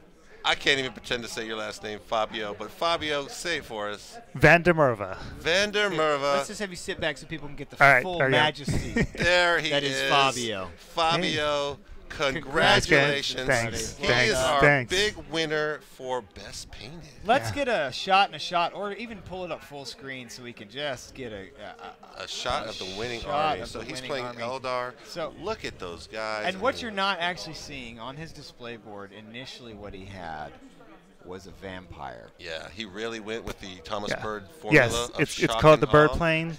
That's what it is. You know, you have yours, I've got mine. And it is phenomenal. So we did the judging and the display-based board stuff yesterday. We did a lot of digital voting, so you don't have that picture here. We didn't make them tote that bad boy again a second day. That's but, right. It was fantastic. If you didn't see it, I'm sure we have some shots of it in our roll. But, I'm sure you'll be able to see it, like in the actual Yeah. advertisement. Oh wow! So fantastic. Just So how long did it take you to paint every model if you put a time on it? Normally it takes like a year to paint an army. Yeah, normally. You know, just planning it out, figuring out what I want to do. And that's what I approach it with. I just do one army, and then for a whole year, that's what I'll just focus on. Right. And then every year I try to do something different, try to stretch myself, see what other people are doing, and try to copy that and learn from that. And this is actually the first army I painted about 5 years ago when I got back into the hobby. Right. So it was kind of getting back all those skills that I So had. this was probably a bit slower than a year then? to Yeah, paint everything? it took me a lot longer for that army, just figuring it out and learning those skills again. wow. They still look fantastic. 5 years old army. I'm like, man, you know. So since you have 5-year-old paints, what we've decided to give you, or what you've got, is here's your prize. Oh, that's brand awesome. new prize. So That's really cool. A this painter is- can never have enough paint. This is 50 paints from Army Painter. And Stephen Mitchell, are you aware of Stephen Mitchell? You know him? Yeah. You guys have talked to him many Yeah. times. I believe he's been probing you. Yes, To paint yes. some Night Lords. He's Like, very excited oh, about the new Chaos updates. He keeps on throwing out units like, how about this one? How about that So one? this one's Night Lords. Night Lords. He And says wants that's to the get- perfect color and he wants for his and Night this right Lords. here, deep blue would work perfect. He spent a lot of time pointing out which colors he would like you to use. So it's this one he'd like. He hadn't even known you had one yet. He was just like, just make sure you tell Fabio. Yeah. So All right, this I'll is put his yours, name my on that one. friend. Thanks. That's awesome. So congratulations. Thank you much, guys. Thanks Thank so you. much for coming in. Thank you. Just real quick before we let you go, any thoughts on the tournament? This is our first Atlanta Open, and your thoughts You were here here. playing. Yeah, I was playing. This is great. This is the first time I've done like a 3-day tournament. Mm-hmm. You know, most games I've ever played, and I thought I just would be exhausted. But every game's been great. I played people that I've never, I've been in the local scene, but everyone's been traveling. The setup's been amazing. The tables, playing on those standardized tables have just been great. Like there's things you don't have to worry, and the mat. The mat, I think, is like the best mat I've ever had because everything is on it. Deployment zones, the squares. Sometimes you don't have to measure something because you can just see how far something is. So this has just been a fun tournament. Really, really fun. Well, we appreciate having you. Appreciate you saying that, and I'm glad you're having a good time. So Great. it's time for lunch. We'll let you go get All right, some food. great. Thanks very and much. Get ready for the That's next awesome. round. Thank All you, right. buddy. Thank you, sir. Let's jump back into this pampering game. We're sorry that we're sorry that we took a little bit of extra time there. It was kind of a dramatic, climactic pause there. Yeah. So, Looks like give us the rundown of where we're at. So looks like we're just going in at top of 6. So we are going into the top of 6. That's Pampering is up 26-23. They're kind of doing 26-23. They're doing the math right now. He's trying to figure out if he can, if there's what he has to, same thing that happened yesterday, he's trying to figure out what he has to do to try to pull ahead. So the game was paused for a little bit, basically, right? Well, no, they have time. No, They I started mean, the round. That's what I mean. I mean, yes. like, there was nothing happening for a little bit while Correct. while he went into his deep Correct. meditative thought. Correct. So are those scores we're seeing on the scoreboard, are those correct? Or are those up? Is it showing 26-23? It's showing 30-29. Oh. No, that's not correct. What is the current score then? We'll get that updated. We'll get that up in a little bit. Yeah. So we're pulling those scores from the app, and so they may have accidentally updated it. How does Justin keep ending up in these precarious situations, dude? What is this? This is not the only game that's super tight, but yeah, he's definitely had a couple nail biters. It's at 26-23, Steven. Oh, so Pampreen's up. Correct, and he has the bottom of the turn. That's not looking good for Justin. He's got to really kind of catapult his score this turn and hope to deny points on the bottom of the turn. Can we pull those scores back up? I bet the secondaries are correct. I hope. Let's get a top-down shot of that table. Justin has one old school, 4 gangbusters, 3 butchers bill. Steven has 4 gangbusters, 4 headhunter, and 3 butchers bill. So Justin is trying to pull out some of his secondaries in his turn, and then kill, and then hit. So it looks like a ref is checking line of sight for the Scorpius guns, because the Scorpius, let's pull that up real quick. The Scorpius has, well, actually, you don't need to pull it because it's 3 guns. Basically, it has 9 stubbers on it.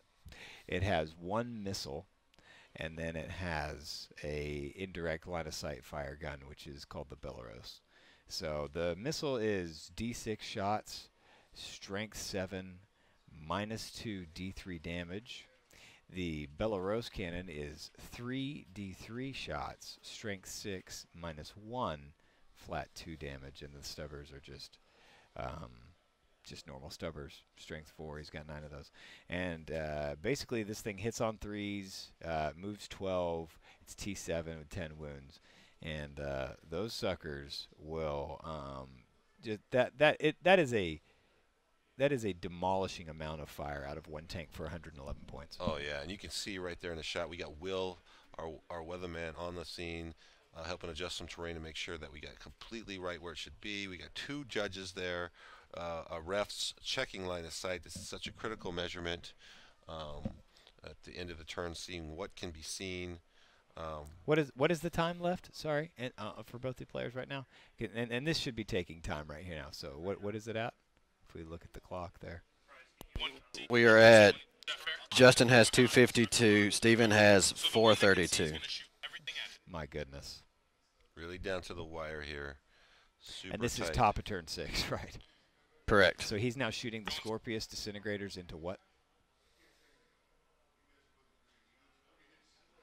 The clock is not paused.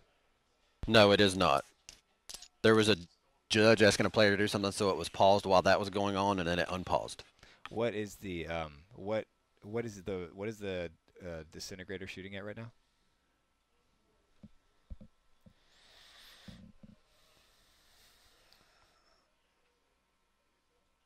Sorry, guys. We've got characters right here being shot at. That is also the warlord. Over here, right because he's got 3 characters there. He's got like a lieutenant, right? Yes, all characters are close, so he can target any of the ones that he can see. And he can just, oh my god. That was the that was what we were trying to figure out after terrain being moved with our mats. We know exactly where the terrain goes. So. Yep, you can see him. He can see the finger. You can see him taking some wounds. And he rolled exactly the damage he needed to take him. Wow, so how does that affect the score? Oh, so that gives him. Is that Warlord? Yes, and that's also going to be an old school point. It's because that'll be last blood. Oh, that's 2 secondaries. And is he going to get Linebreaker? What was their deployment? Was it Hammer and Anvil? If it was Hammer and Anvil, I don't know what he does. I mean, unless the Centurion. Hammer and Anvil. It is Hammer. So he's got both tanks in that deployment zone right there. We can see that. Is this the enemy deployment zone? That's here? the enemy deployment zone. He's in Pampreen's deployment zone. Yes, both of his tanks are in Pampreen's deployment so zone. he's going to pick up all 3 on old school. That's what I'm trying to say to you right now. Wow, that's just say it a little more clearly. That's what I'm trying to tell you. Can he pick up Butchers? So Can he get one more kill? Here's the thing. He did it with 1 tank. Yeah. So now he has the other Scorpius to shoot. What's he shooting into with that second tank? Is he shooting into the captain guy right there on 4 wounds, or is he shooting into the tech marine? Tech marine would be easier to pick up. They're both in cover. Remember, this No, is I the don't crater think here. oh, he's shooting into the. Oh, he's down to 3. He's popping off now. He's shooting at that captain. That is a crater, so he is getting cover save. Oh, holy! Oh, that's a good lot roll. of wounds. Oh, he lot of rolls high. He saves. saves. Here goes the D6 shots. 2 shots, or was that 1 shot? It's D3 shots. Oh, this is the 3D3. He fails that save. -2. D3 damage. Oh! Oh! He got He the gets the 6. final butcher's bill. I'm sorry to yell in your ears. I'm sorry. I'm so sorry. He picks up all the points. My goodness gracious sakes alive! That was a critical Oh D3 with 3 wounds left. He only failed 1 save. He got exactly what he needed points. 2 times in a row. 2 characters I mean, this down. is top of the turn, so we got to see That what puts it at Pamperine- 29-26 going into the bottom of 6. So we got to see what Pamperine, like, and how many objectives is he holding? I can see he's holding 1 objective. Is he holding the back objective in his deployment zone?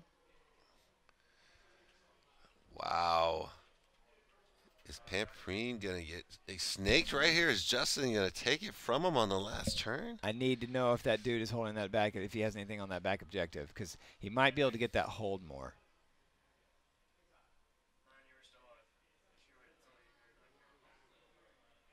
All right, so we're getting clarification. I guess it's really difficult to look at the back of the table. All right. Will does Justin have what we're another doing one? right now is they were asking what the tiebreaker was if it went to a tie. And today it goes to points killed.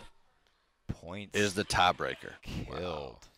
So they're Steven's trying to figure out what 3 points he can pick up to tie, and then he's trying to run the rough math in his head. So he's trying to figure out if he can win on a tie or if he has to win outright. Wow, talk about high drama for the semis. Just doesn't get any closer than that, man.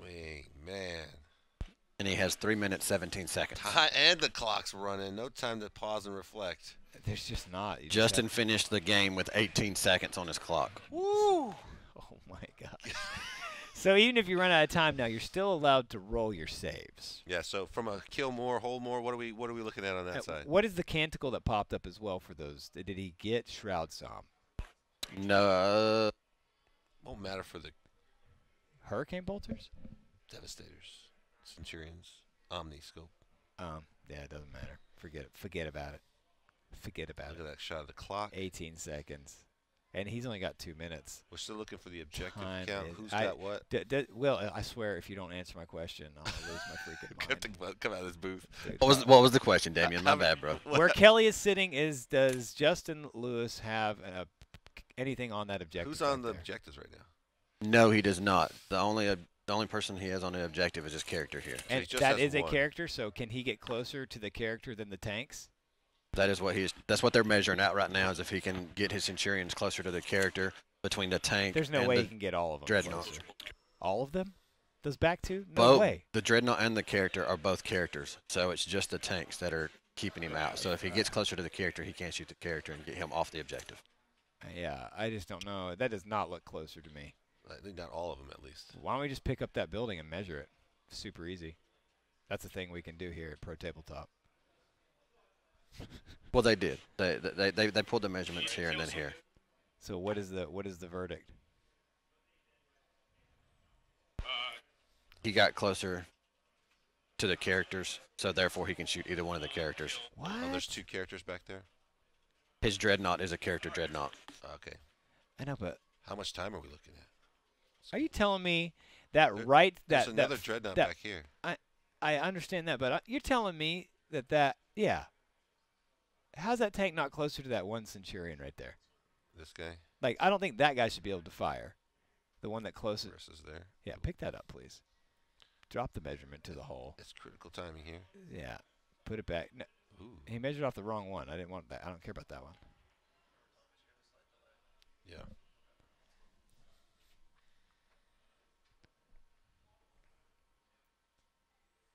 He's trying to reposition. He's like, oh, well. See,